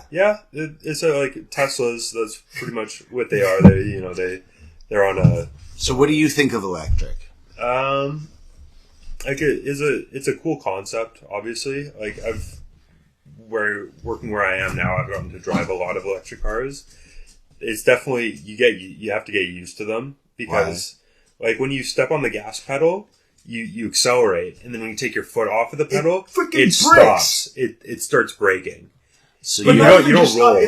You don't roll. You just like come to a stop. So you have to like decelerate. So like you kind of you have to slowly take your foot off the gas. Oh, because I took Sarah's brother's Tesla out when we took her nephew, and I swear to God, sorry TJ, I destroyed that guy's like brain. Oh no, TJ! Yeah. Dear God, is TJ gonna listen to this? We did it. It's actually a setting that you can turn off, so it doesn't do that. It just goes into neutral. I struggle just to turn like things on. Why would? Yeah, it's weird unless you know like how to you got to tap the key card in a certain spot. How do I change? Why would you? Bumpers? What's the benefit of having it brake when you're not gassing? Save brake power. There's also like such thing as regenerative braking where you get some juice back into the battery from Are you pro? I shouldn't say pro, but like, are you all about the electric, or would you rather we stay the same? Let's just not talk about the climate change. Just, do you like electric and it's a cool future, or would you prefer we just stay combustion? Climate change aside, I mean, like let's not worry about that stuff. It's just the full on like I like electric for the sense of like you can push the limits to see how fast you can like, get a car going, get a car moving, and all that stuff. But I think just what a combustion engine is, and like how it's always been like that. I feel like it's just more like, to me, that's more natural of what a car is. I'll tell you there. Because like there's some of those new, like the new Dodge, whatever it is, the electric Charger. I can't even remember what it is now. But they have like it's fully electric, but since it's electric, there's no exhaust. But people like, they want the exhaust, the sound of the exhaust. It's a big thing for car guys. Yeah, that's a big thing. So instead, they just put speakers in the back to make the sounds of an exhaust. Does it work? Does it work? It kind of does, but at the same time, it's like, no, you can't just do that. You can't just put the sound in for the sake of there being a sound. Yeah. Something has to make that sound. Yeah, the point isn't the sound. The point is it makes that sound. Yeah, exactly. Well, okay, so... I'll tell you this, Derek. My opinion. What? I like the smell of gasoline. Yeah, I like the feel of power underneath my feet. The smell of burnt tire rubber. Should be on one of those Ford commercials. Yeah, Built Ford tough. Well, like, I wonder, it'd be an interesting experiment to do. You introduce someone to a car, you don't tell them it's electric, and you have it rumble and sound like a car or a combustion, but it's electric, and see if they notice. I'm trying to remember the name of what it is. If you see, let's say you're watching a movie and you see a little miniature of a car fall off a cliff, right? Your brain a lot of the time can pick out that that's a miniature. And it's not on a conscious level. It's like you'll see something happen, like for example, Star Wars. Let's use that as a great example. The cow walker in it, or the ATST, when it's like walking, it looks like this huge thing, but your brain like knows it's not real, right? So I wonder if you could trick your brain into hearing the sound and the rumble in your like bum or your body of it, if it would pick up and know that you're like, no, this is made up, fabricated sound. I don't think so. You don't think so? I think I've driven, and I'm sure he can attest to this. There's such a difference in like the feel of a vehicle when you're pressing down on a combustion vehicle versus an electric. I don't know. Yeah. There's a different feel to it. Yeah. Fair. Yeah, I mean, I grew up. My first car was Jetta, just stick shift, and I love stick shift. I think it's the funnest thing. Like, you're driving around, just everything that happens. If you're going down the cut, leaving the North Shore, and there's traffic, and you see it, not heavy traffic, but like, oh, there's people ahead, you just gear down, and you feel like, vroom. That's like the best feeling. Yeah. Well, before I got my Jeep, like, I didn't know how to drive stick. And I worked at the mechanic shop, right? And some of the cars we get would be stick. My boss would be like, hey, can you go bring that car in? And I'd walk over to it and be manual. And I have to walk back. And he'd go, oh, is it broken? I'm like, yeah, it's broken. Doesn't work. Do something. So what's your ideal car? Like, you have a Jeep, you said. What do you like to drive? Is it a Jeep, or is there...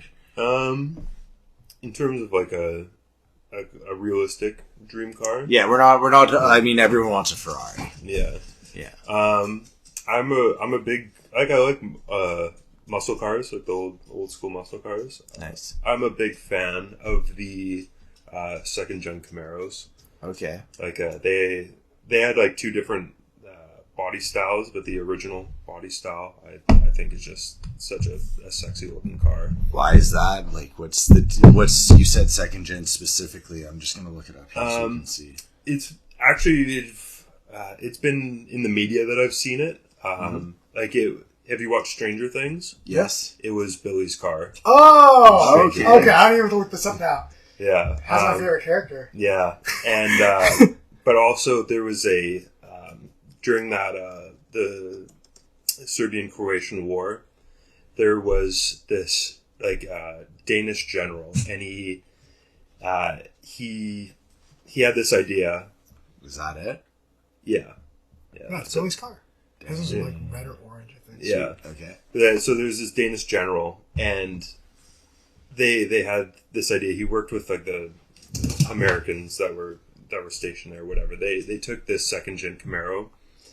They put like Kevlar plating on it. They put this black paint that would not be detected by radar or infrared or whatever. What? Like bulletproof tires. Like pretty crazy like bumper and rear, bulletproof glass, all this. And he would drive unarmed, and he would just run supplies to some of the civilians that were caught up in the crossfire. Crazy. And it was just like this really cool looking car with this really cool story, and so that kind of sold me on Sold it. you on it. Yeah, muscle cars are sweet. I feel like muscle cars are just kind of like, it was, they signify, like, for example, the Dukes of Hazzard. I just found out, you know, the Dukes of Hazzard, what's it called, the General Anne or whatever. Trans Am. No, but it was called the General something. Oh, that from But The actual it was Dukes of Hazzard car? the Dukes of Hazzard Let's car. Google it. So that's now not allowed on TV because it has the Confederate flag on it. Which I don't know, whatever. I think that's General Lee. censorship. the General Lee. That's censorship, but whatever. I don't want to get into like. It's just more. It's interesting. Like it's kind of that car symbolizes that kind of thing, like this rebellious time, which is sweet. Yeah, It's named after Robert E. Lee, who was Confederate general of the American Civil War. That's why it's called General Lee. Wow. Okay. Well, it is a pretty racist car then. I Googled it, and I'm like, oh, that's why it's called General Lee. Okay, Joey, I know, as our number one listener, I felt like it, Oh, man. one sec here, I'm sorry. Not racist at all. Okay, Joey is our number one fan, so I wanted to bring up some AI stuff with you on the pod because, this isn't actually as much AI, it's more just like deep thinking. Yeah. Actually, I kind of want to bring this up. I came very close. I wanted to bring a gift with me, and I just couldn't reasonably find one, but I wanted to get bring a gift with me to bring onto the pod for me being here. It was going to be a traffic sign, the slow kids. The slow kids in traffic play. sign. Slow kids in play. I want to get it. That's Have a big fat kid on it. But That would have been amazing. I always love that sign. Our one at the end of the street, it doesn't say that, but it always reminds me like slow kids at play, and you're just like, that's me. That's just, you should say that to your kids. Are you pro? Because he keeps bringing up AI. Are you pro AI or like anti AI? I'm so anti AI. Yeah, I feel like in order for us to progress as a society, probably need it. But yeah, it kind of scares me. Well, because there's also now the Tesla robot that's come out, and like to me, everyone that's just so pro this, I honestly think you're just inevitably championing the loss of your job. Yeah, well, I think with AI that's weird because like I think you have to think about what do you value. So I actually value going to work because I think that if you like, have you guys ever had an extended period where you don't have to work? And I'm talking like, Yeah, I tore my pec.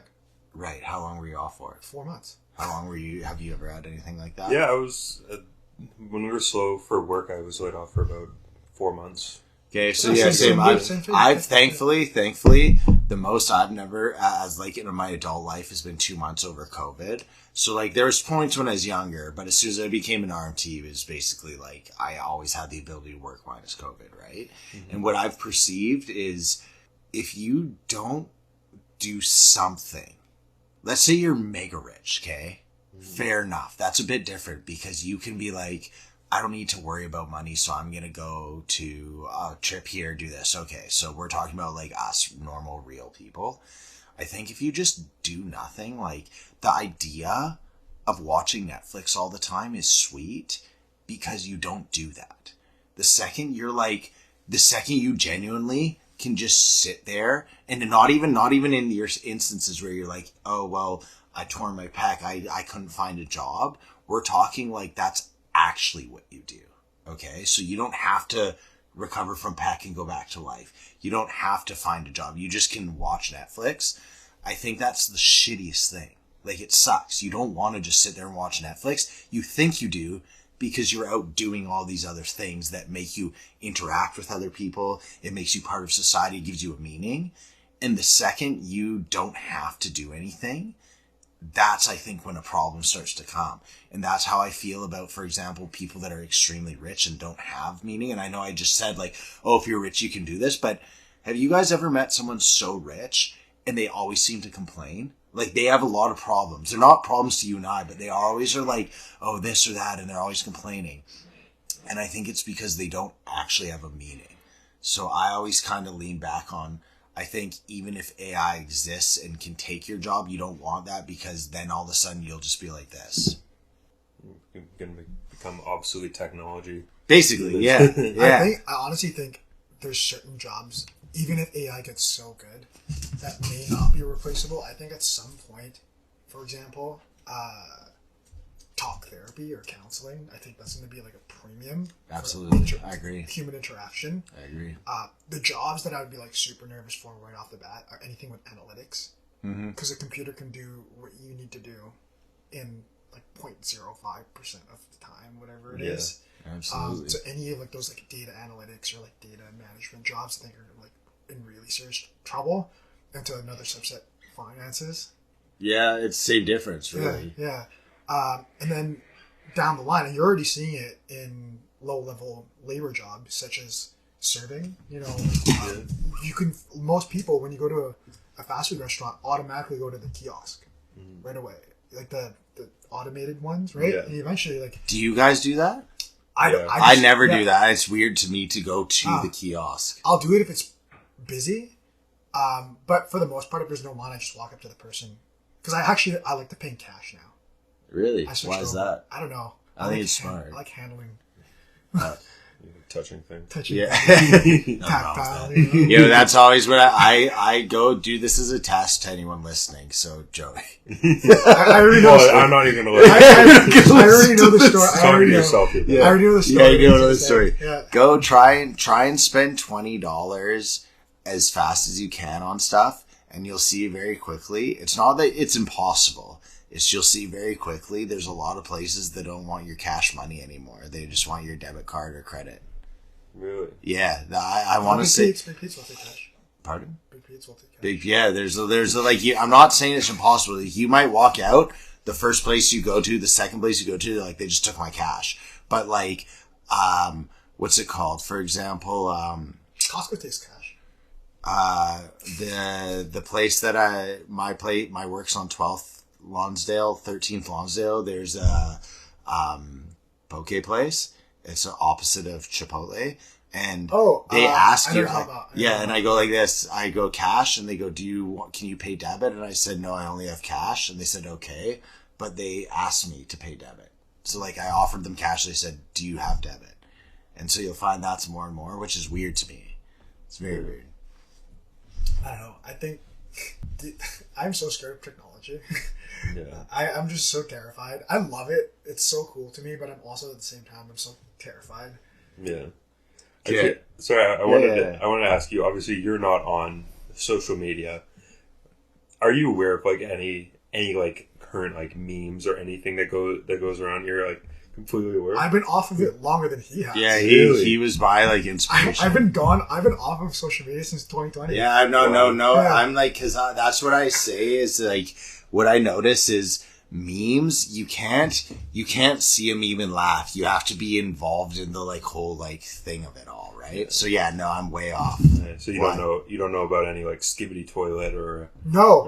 Okay, so get this. Yeah, go. Clear. So get this. That's so funny you said that. Do you want a beer? Anyone want a beer? I'll take a beer. I was on YouTube the other day because I love YouTube. That's I love YouTube. I love YouTube and too.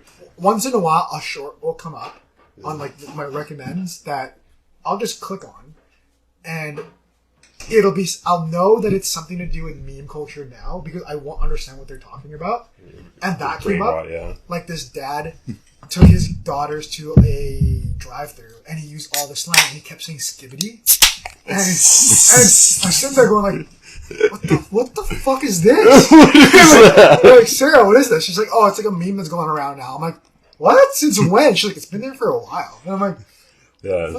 So can you explain? Please, keep going. I don't know what skibbity is. I just know skibbity toilet is a thing. It's this like animated head coming out of a toilet. That's all I really know about it. I honestly like that. But you know, a really big that's been going around on Instagram, and like me and Armand both love it. So It's called Imam Peter, and essentially it's just Muslim propaganda. Oh my god! It's gone mainstream media. So essentially, what it is will be like it's all AI, and it's like they have like Minecraft parkour playing in the background, while they have like either it's like from Family Guy, like Chris or Brian or whatever. They'll talk about like, I can't wait to eat this pork, or ooh, I can't wait to go to the casino in Campbell. And then it is essentially it's Peter coming in and saying, Brian, Suey, no. The Prophet Muhammad, peace be upon him, says that this is forbidden. It's against our religion. Then he'll say some scripture from the Quran. Dude, we gotta watch this. I want to find this stuff. I gotta watch. I'll bring it up for you later. Please. How many memes have we missed out on since our? Well, okay, it's really weird because I'll be full disclosure. The only reason I got on Instagram was to get girls. That's it. Period.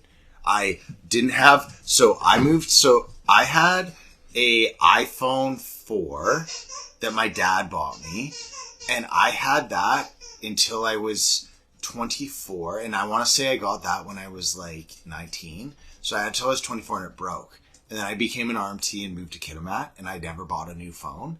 So I didn't do Instagram. I didn't have any of that shit. And then when I became single at 27, basically 28, I would go up to girls at the bar and I'd be like, chatting them. We'd be having the best time. And they'd be like, can I get your number? And I'd be like, give them mine. Like, so old school. And they'd go, here's my Insta. And I'd go, I don't have Instagram. And they think I was the biggest weirdo. So that's the only reason I got Instagram.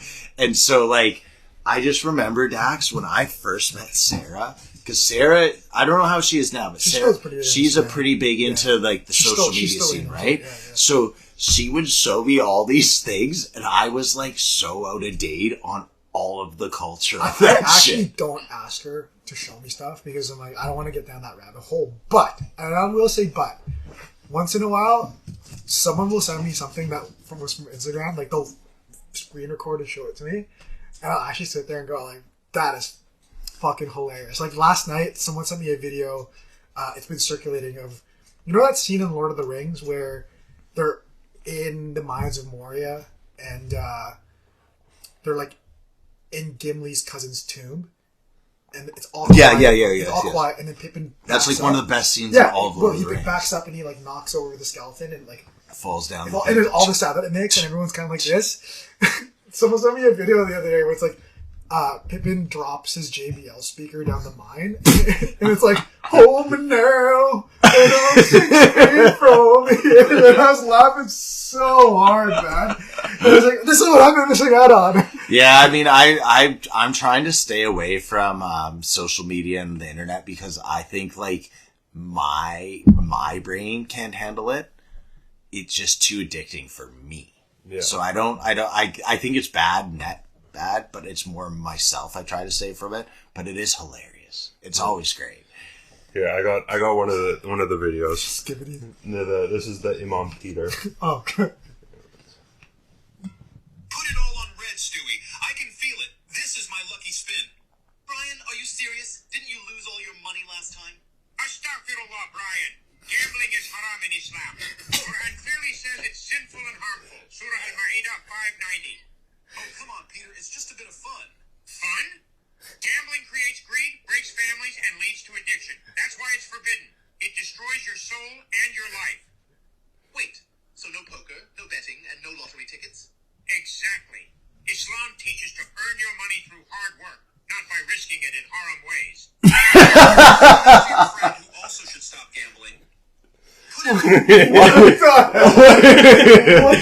Well, that's essentially all it is. Muhammad, praise be his name. Is that what you say? The Prophet Muhammad. The Prophet Muhammad. Peace be upon him. Yeah. I mean, Joach, you can be the first to look. I have a Quran over there. No way. I have a book of the teaching of Muhammad from a Muslim, and I don't know. It's interesting. Is that I see over there? Nah. You pronounce it wrong. It's You know you can't buy that book. Yeah. I'm not surprised. But yeah, I don't know. I don't agree. I don't think all meat should be halal. If you want halal, that's fine, but What not is all. halal? Hello is... Oh, we're gonna get canceled.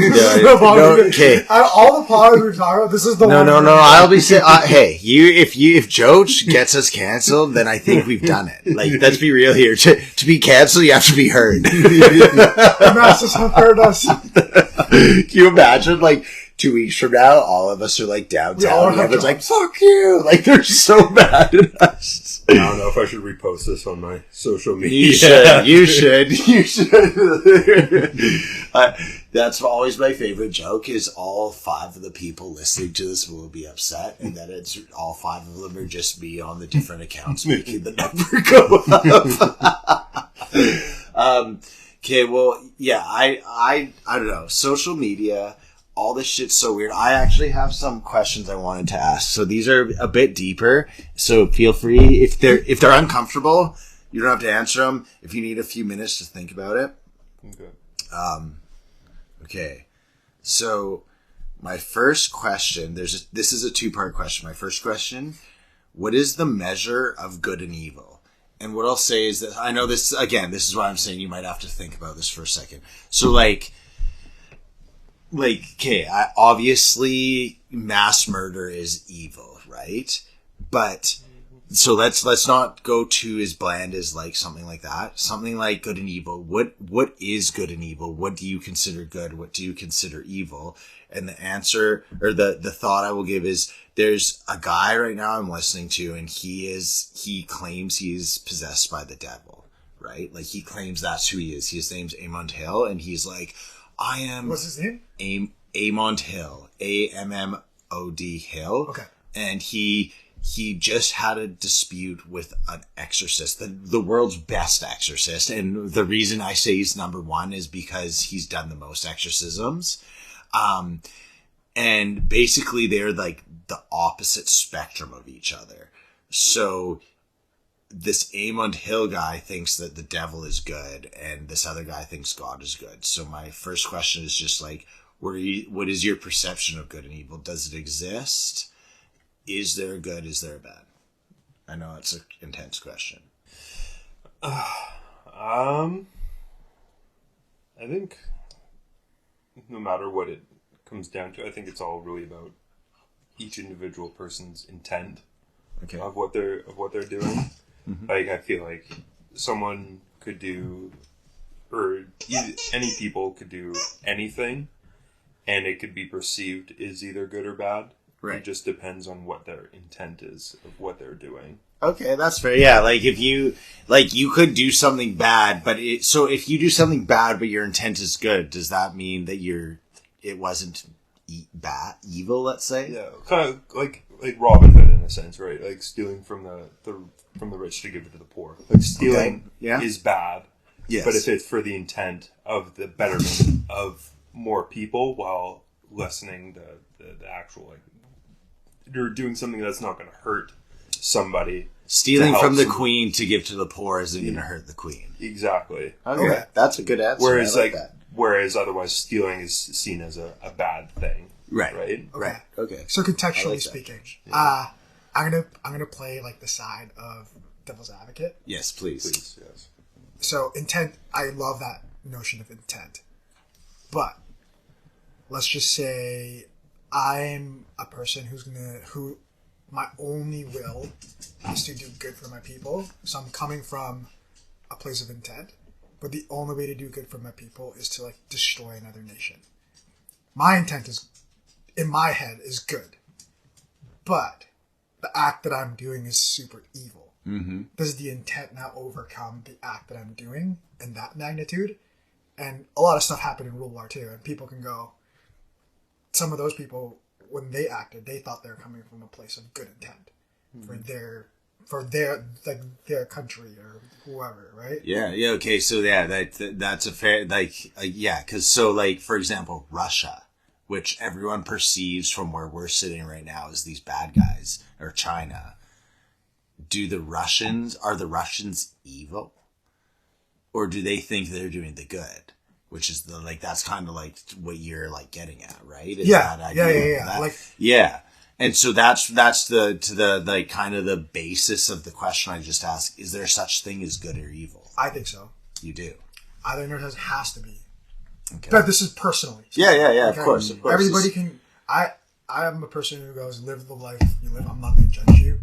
How I live my life isn't a moral. I have a moral compass. I need it because in my head, if there is no moral compass to point towards a North Star, then what's the point of being good to someone and what's the point of being bad to someone?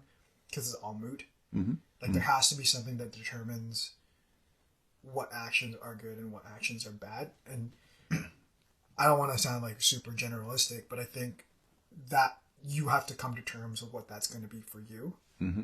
And it has to be applicable to everything. It can't all of a sudden be bent because one thing is this, right? Okay. Like your moral compass, however you decide to define it, it can't all of a sudden just bend because you have to shape it to the scenario that's happening. Right. If that makes any sense to you. Well, no, that makes total sense because, then you can kind of ask where is your moral compass if it bends to whatever the scenario is, right? So, for example, in Joach's situation, or the scenario that he just said, for me, I would still think the act of stealing is bad, but I also think the act of giving back would be good. Does that make any sense? Like that's how I would amalgamate that situation where, like, I wouldn't necessarily say cancels it out. I'm still doing something bad, but I'm also doing something good. So does that make it like a lesser bad? I wouldn't say that. I still have to atone for the bad that I've done. Right. But however I decide to atone for that, or whoever decides to atone for the actions that I've performed, it's not up to me. It's like I don't know who's gonna I don't know the compass of the judge of that, but I'm also doing something good. Mm-hmm. And that's just how I've kind of amalgamated my life, where if I do something bad for something good, it doesn't negate the bad that I've done. I have to atone for the bad that I've done. Okay. Cool. Yeah. That makes sense. That makes total sense. Because it's a responsibility thing for me. Yeah. Right? Yeah. You're right. Like doing bad doesn't equal good, but if you do bad, what you do with your next step matters. Is that fair to say? I guess so, but I mean, I think the way I'm saying it is you perform actions, and I don't think actions are just erased based on what comes before it. Okay. So just because you do something good out of the bad that you did doesn't make that bad thing still not bad. It's still bad. It's just that bad thing, you did something good after. I still want to take responsibility for something bad. Like if I kill your brother to save your wife, that's something good. Right. But I still have to atone for killing your brother. Right. Okay. That's interesting because I feel like that's kind of how the modern world works. Is I truly believe that there's a lot of people in power, like Vladimir Putin's a perfect example of it.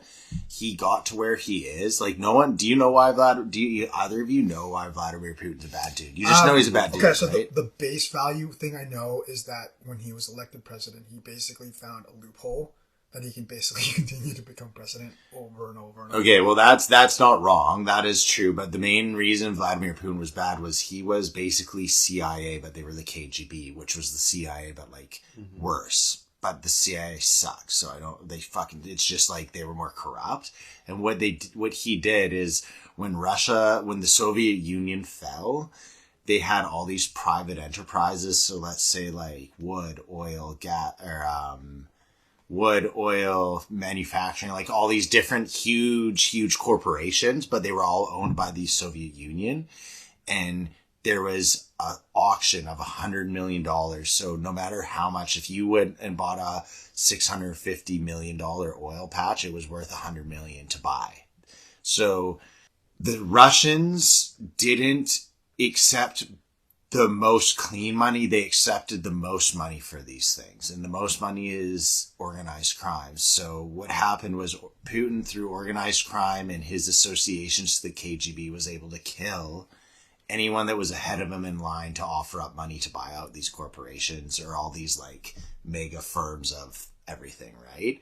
So it was basically, let's say Putin was the 10th to buy the oil. He killed everyone in front of him, so he was the number one in line to buy the oil. So there's this like underlying of Vladimir Putin was a gangster that took over a country, but now he is like the legitimate leader of their country. And the same thing happened if you hear about the Rockefellers in America.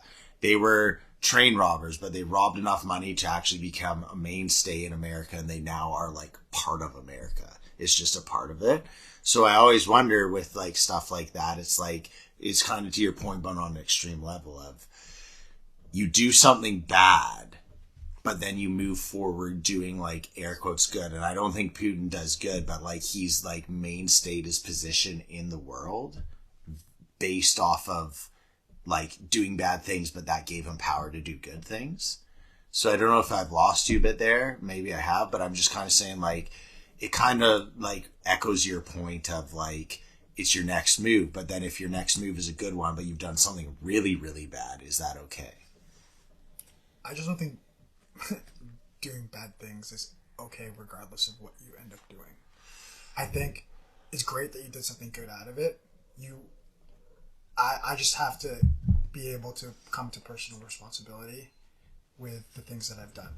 And maybe that's just how I've gotten to a point in my life now where I want to take responsibility of the bad things. I don't want to make an excuse in the sense of because I've done something good, it automatically excuses the bad that I've done. Okay. And that's just maybe just for me from a personal responsibility standpoint. Yeah. Right? Fair. Okay, and now that leads into my next point. So I'm reading a book right now called Shantaram.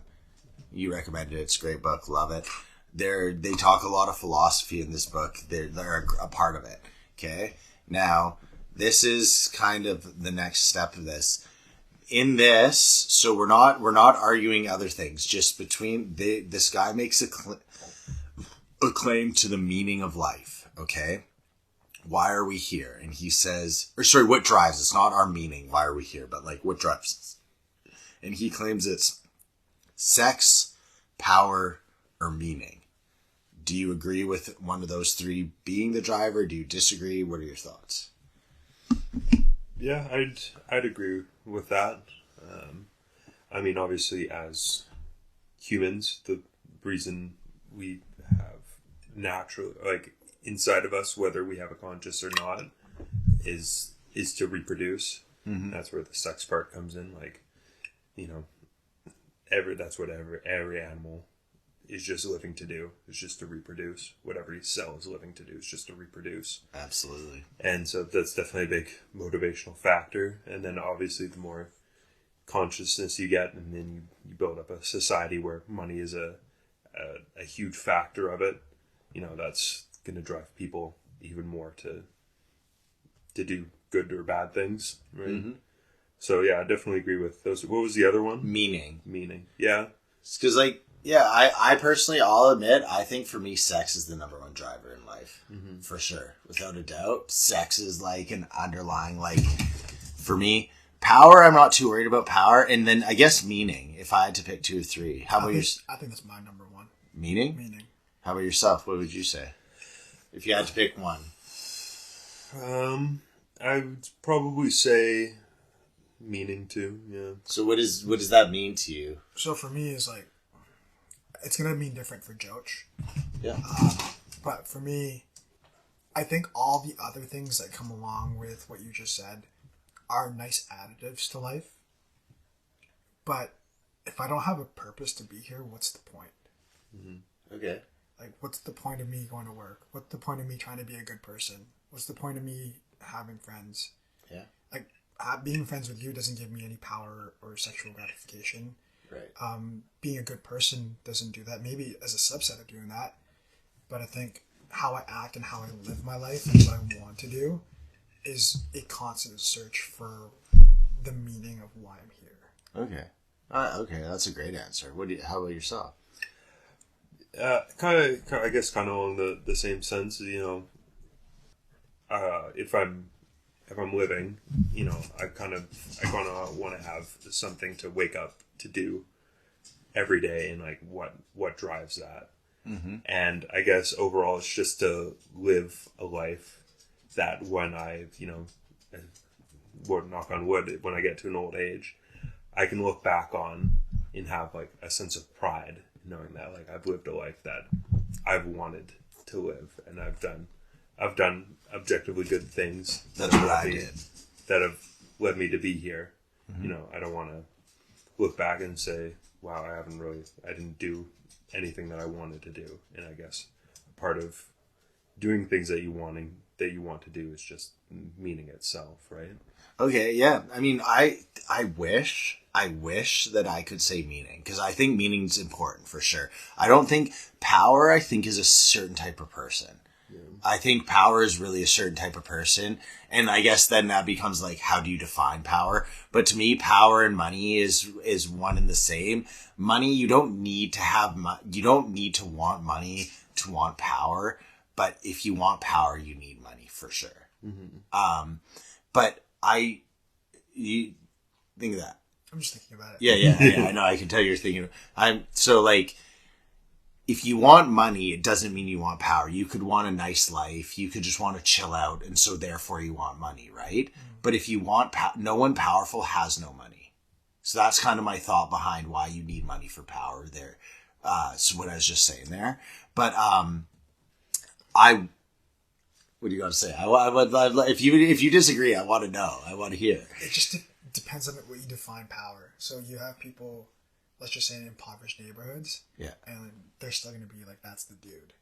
Like, that's the guy that runs that runs the neighborhood. You know, because he's maybe the medic of the slum. Or he's the guy that just has the stranglehold.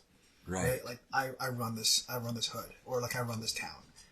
Or in Africa, where people are, or whatever, third world countries, I'm sorry I use that, but third world countries, let's just say places that don't have as much money, there's still inevitably going to be someone that's maybe not in a position of power, but holds some power to a degree.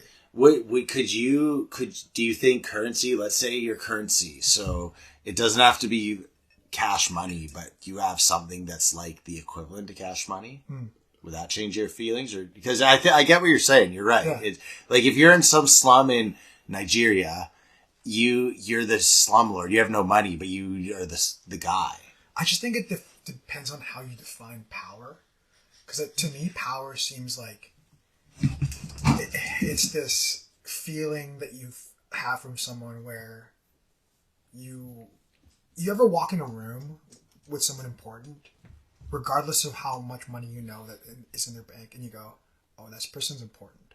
Yeah, oh yeah. Do you know what I mean? Like, that's what I consider power. Okay, yeah. Okay. To me, it's irregardless of how much money you have, power is something you bring along with you, and sometimes it's enough to be in the presence of somebody, you go, oh. Like, yeah, I think from a social aspect, someone can have a lot of power because of how well liked and how received they are by so many people. And yeah, they might not have a lot of money, but because of, you know, how influential they can be when they speak, or how just generally well liked they are by the people in that room.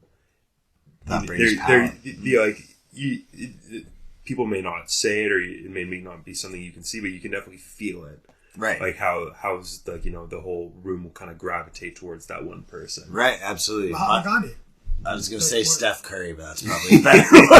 But that's somebody that's very powerful. Yeah, okay, yeah, from that's like a fair. social, influential perspective, and he's like one of the poorest people to ever walk around. Okay, yeah, no, or that's... like maybe a weird example, but like in sports, like on a pitch, you know, like money doesn't matter how much, it doesn't matter how much money one person has, like say for a soccer, like all that matters is who is the best player on that pitch. Yeah.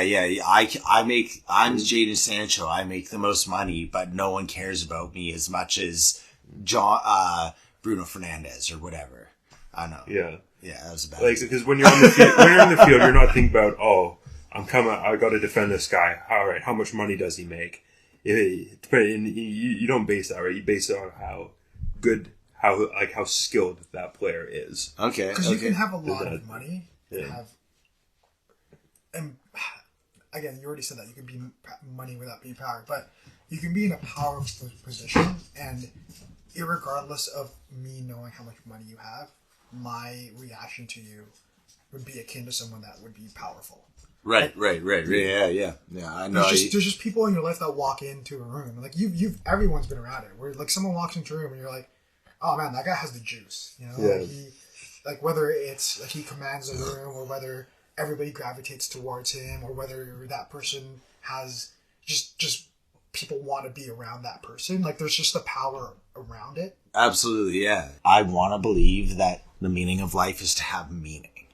I think that is a thing for sure. So, like, when I'm saying that I choose sex as the number one over meaning, it's not like a easy decision. It wasn't like you were like, all right, sex, what is it? Sex, meaning, and power. I wasn't like this. I wasn't like sex right away. It's just, if I sat there and thought about it for a bit, I wonder how much of what I do is driven for me to have sex. And sex isn't just, don't think of sex as just the literal act. It's that, but it's everything that surrounds that. So like being attractive to a partner, being all that, like that comes with this act of literal sex.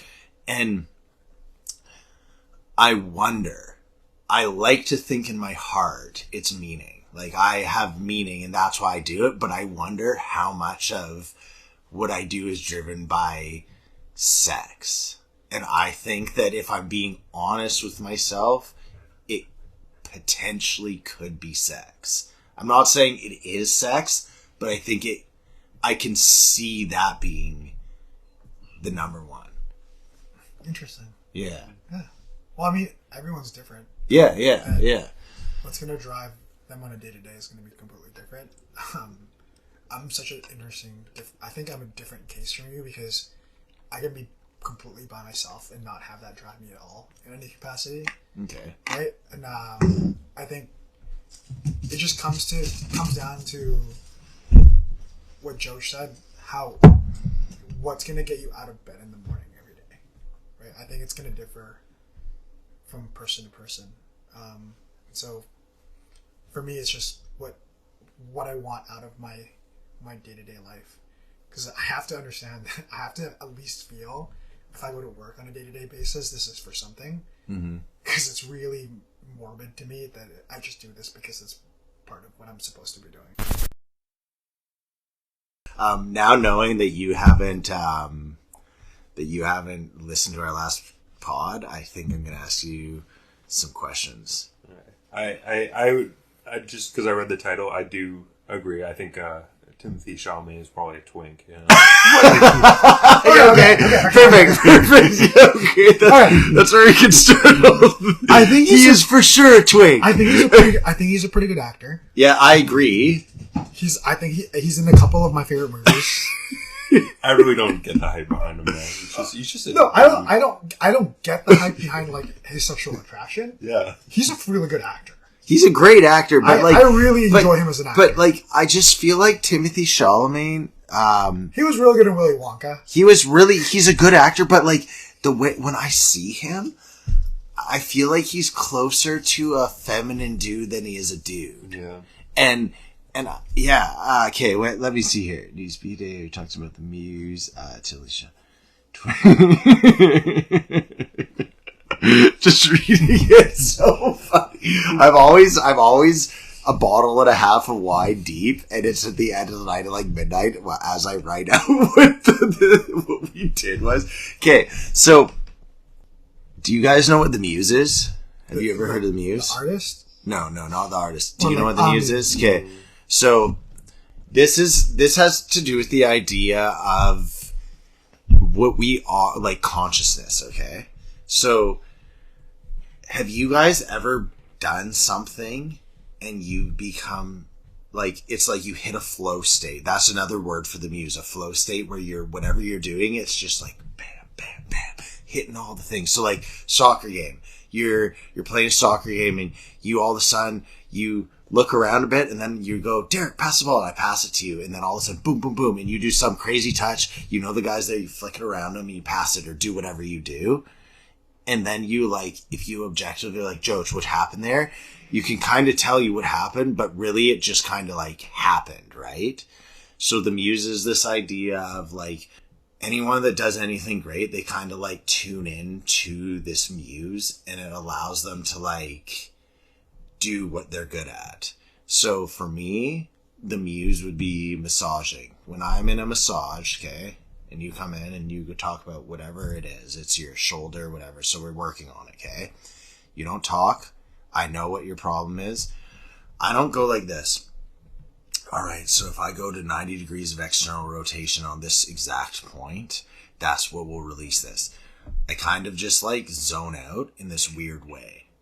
And like, I do my craft, and I do my craft well, right? So that's like referring to the muse. So if you guys, do you have something like that where you can get into this state where like, you're there. Like when I'm massaging people, I'm never not there.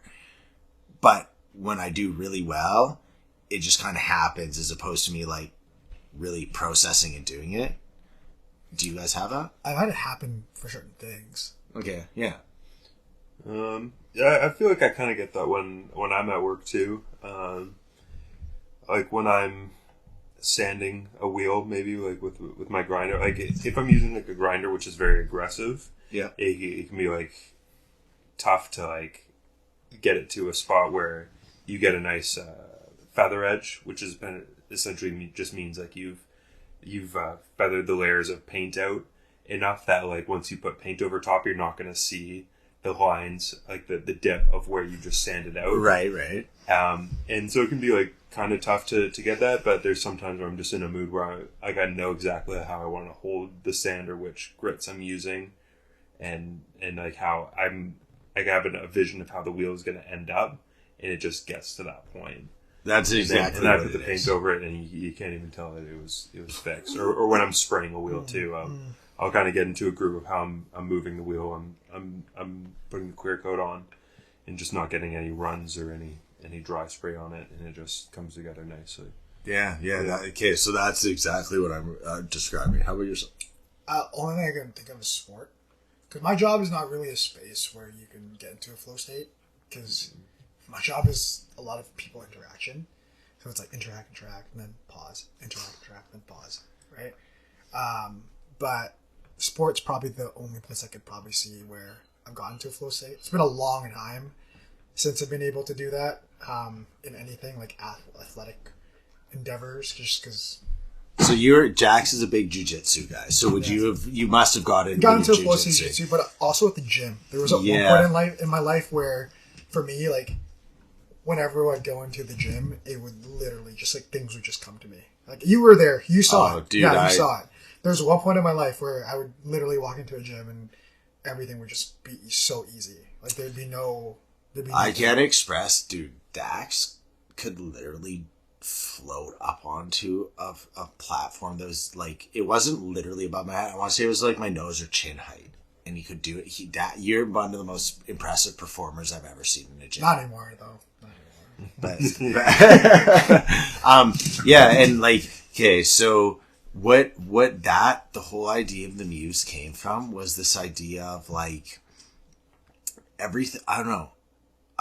I'm really struggling to understand what consciousness is right now. That's a big thing in my life that I'm like trying to figure out, is like, what is consciousness?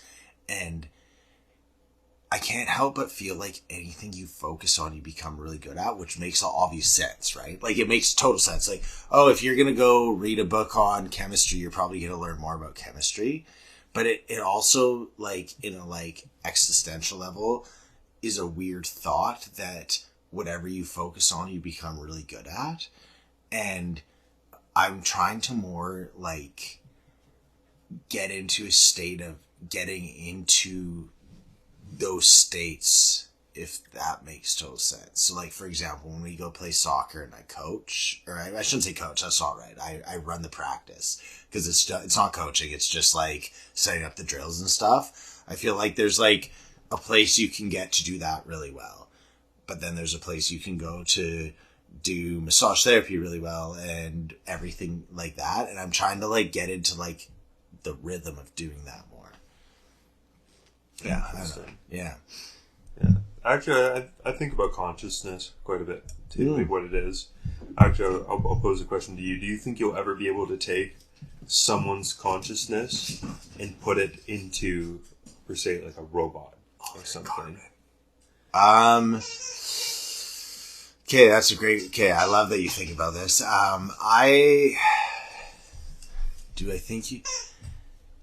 Do I think you can put someone's memory into a thing and make it live on? Yes. I'd argue that they're not a conscious so me, let's say you put me in a computer. Is that kind of like the thought of what you're asking? I guess that's along the premise. Yeah, I more meant like a robot. Like, yeah. Do you game at all? I do game, yes. Have you played Cyberpunk? I've not played Cyberpunk. Damn. Because literally what you describe is like the main plot point of Cyberpunk. So like have you seen Altered Carbon? That's the other one you just said. Yeah. Okay, so Altered Carbon's basically like one of your vertebrae is removable, and you put it into these synthetic human.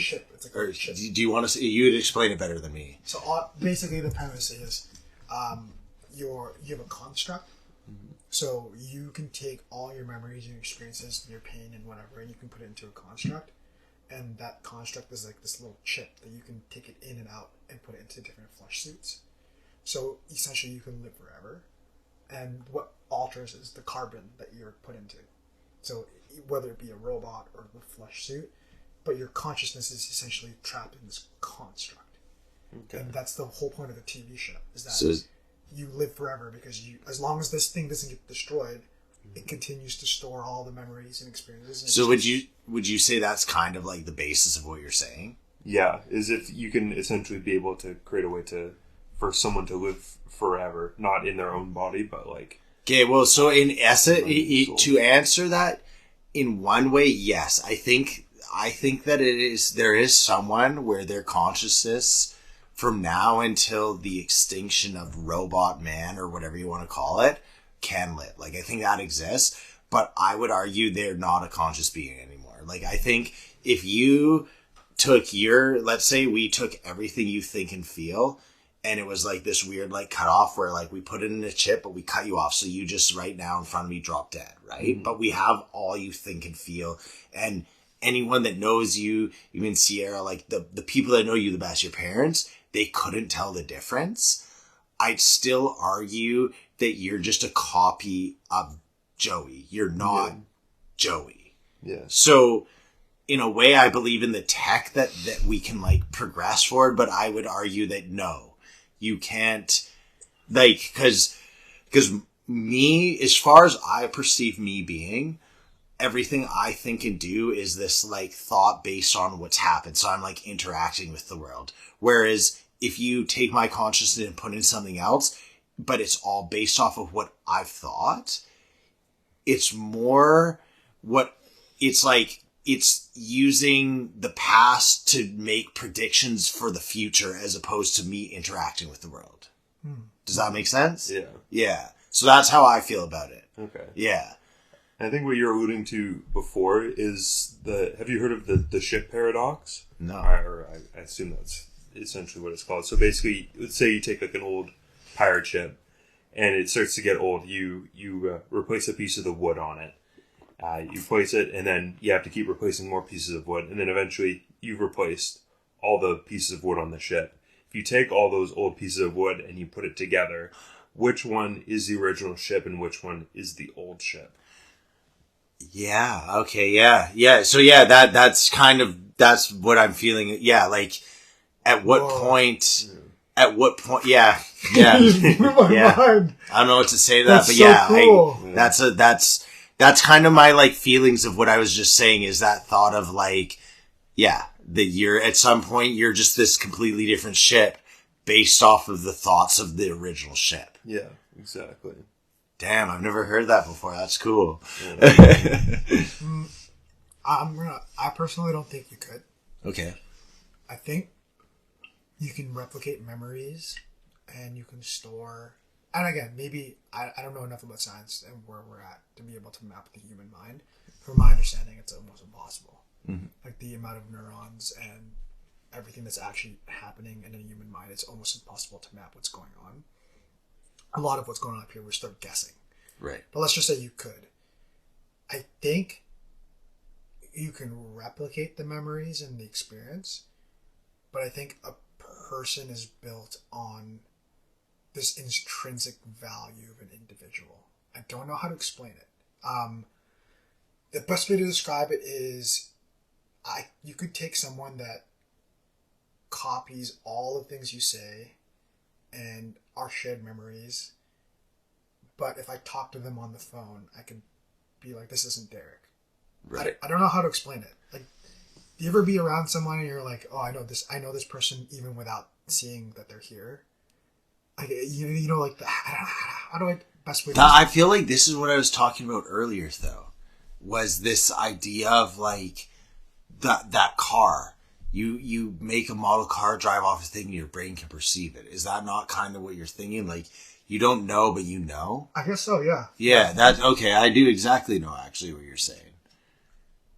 Yeah. I think it would just be like cool, you know, you have like a different robot body on a bunch of different, like, you know, planets or whatever, all scattered around the universe, and you can just, you know, put your consciousness into a beam of light and shoot it off to one of the other planets. And like for you, like the information would travel at the speed of light, and like when you're traveling or something that traveled at the speed of light would perceive it's like the time between point A and point B is instant. Mm-hmm. So like you press a button, you could go like 20 light years away to another planet, but it'd feel instant to you. Right. And then you could just go off and do whatever it is on that planet. And then Interesting. Do you guys meditate at all? I don't meditate. I just started meditating, so I don't want to make it seem like I've always meditated. I'm literally, I think this is week 2 of it, but this weird thing has happened where, like, okay, I listened to this guy talk about consciousness, and what he said was, if you don't believe in consciousness, you will never have those experiences, those like surreal when someone's like, I left my body, right? But if you believe too much in it, you also won't have the experiences, because it's like the way like everything works is based on this idea of like, you just got to be still. Okay. So I've been trying to cause I'm a believer, like whatever that means, like I'm a believer. So if you tell me something like, oh, if you sit in yoga, meditate, this stuff, I'm always going to lean towards believing that as opposed to not believing it. Right. So I'm trying to like distance myself from the idea of anything. And I know it doesn't make sense. It doesn't make any sense. So I've been like sitting there every day. I wake up in the morning and there's this client of mine that's a naturopath, and he explained it to me. He's like, you wake up in the morning and you deep breathe for 3 minutes. The time doesn't matter. So you just need some like time to do it, and you perceive what you're thinking. And then at night before bed, all you focus on is breathing. And I don't know. I feel like everything that we're just talking about with like consciousness and stuff, I feel like it, like you can zoom out on it and see it differently. But part of it is us talking about it. And I know, like, honestly, at this point, I think people, and even maybe you guys are like, what the fuck is he talking about? But I feel like this is, like, for me, a really important discussion we just had. So I just want you guys to know that. Awesome. I mean, like, I pretty much hear this all the time whenever you're on Pancake Friday. So this is just like being in the flesh here. Face to face. From the horse's mouth. Anyhow, we've been on here for 20 minutes, 2 hours and 20 minutes. Jeez. I think we should wrap it up. All right. We decided we wanted to get better at outros. So, thanks Joach for coming on here. Thanks Derek for having us here. And thank you, Tep, for producing this podcast. We'll see you again next week. Joach, Tep, we love you. Yeah, thanks, guys.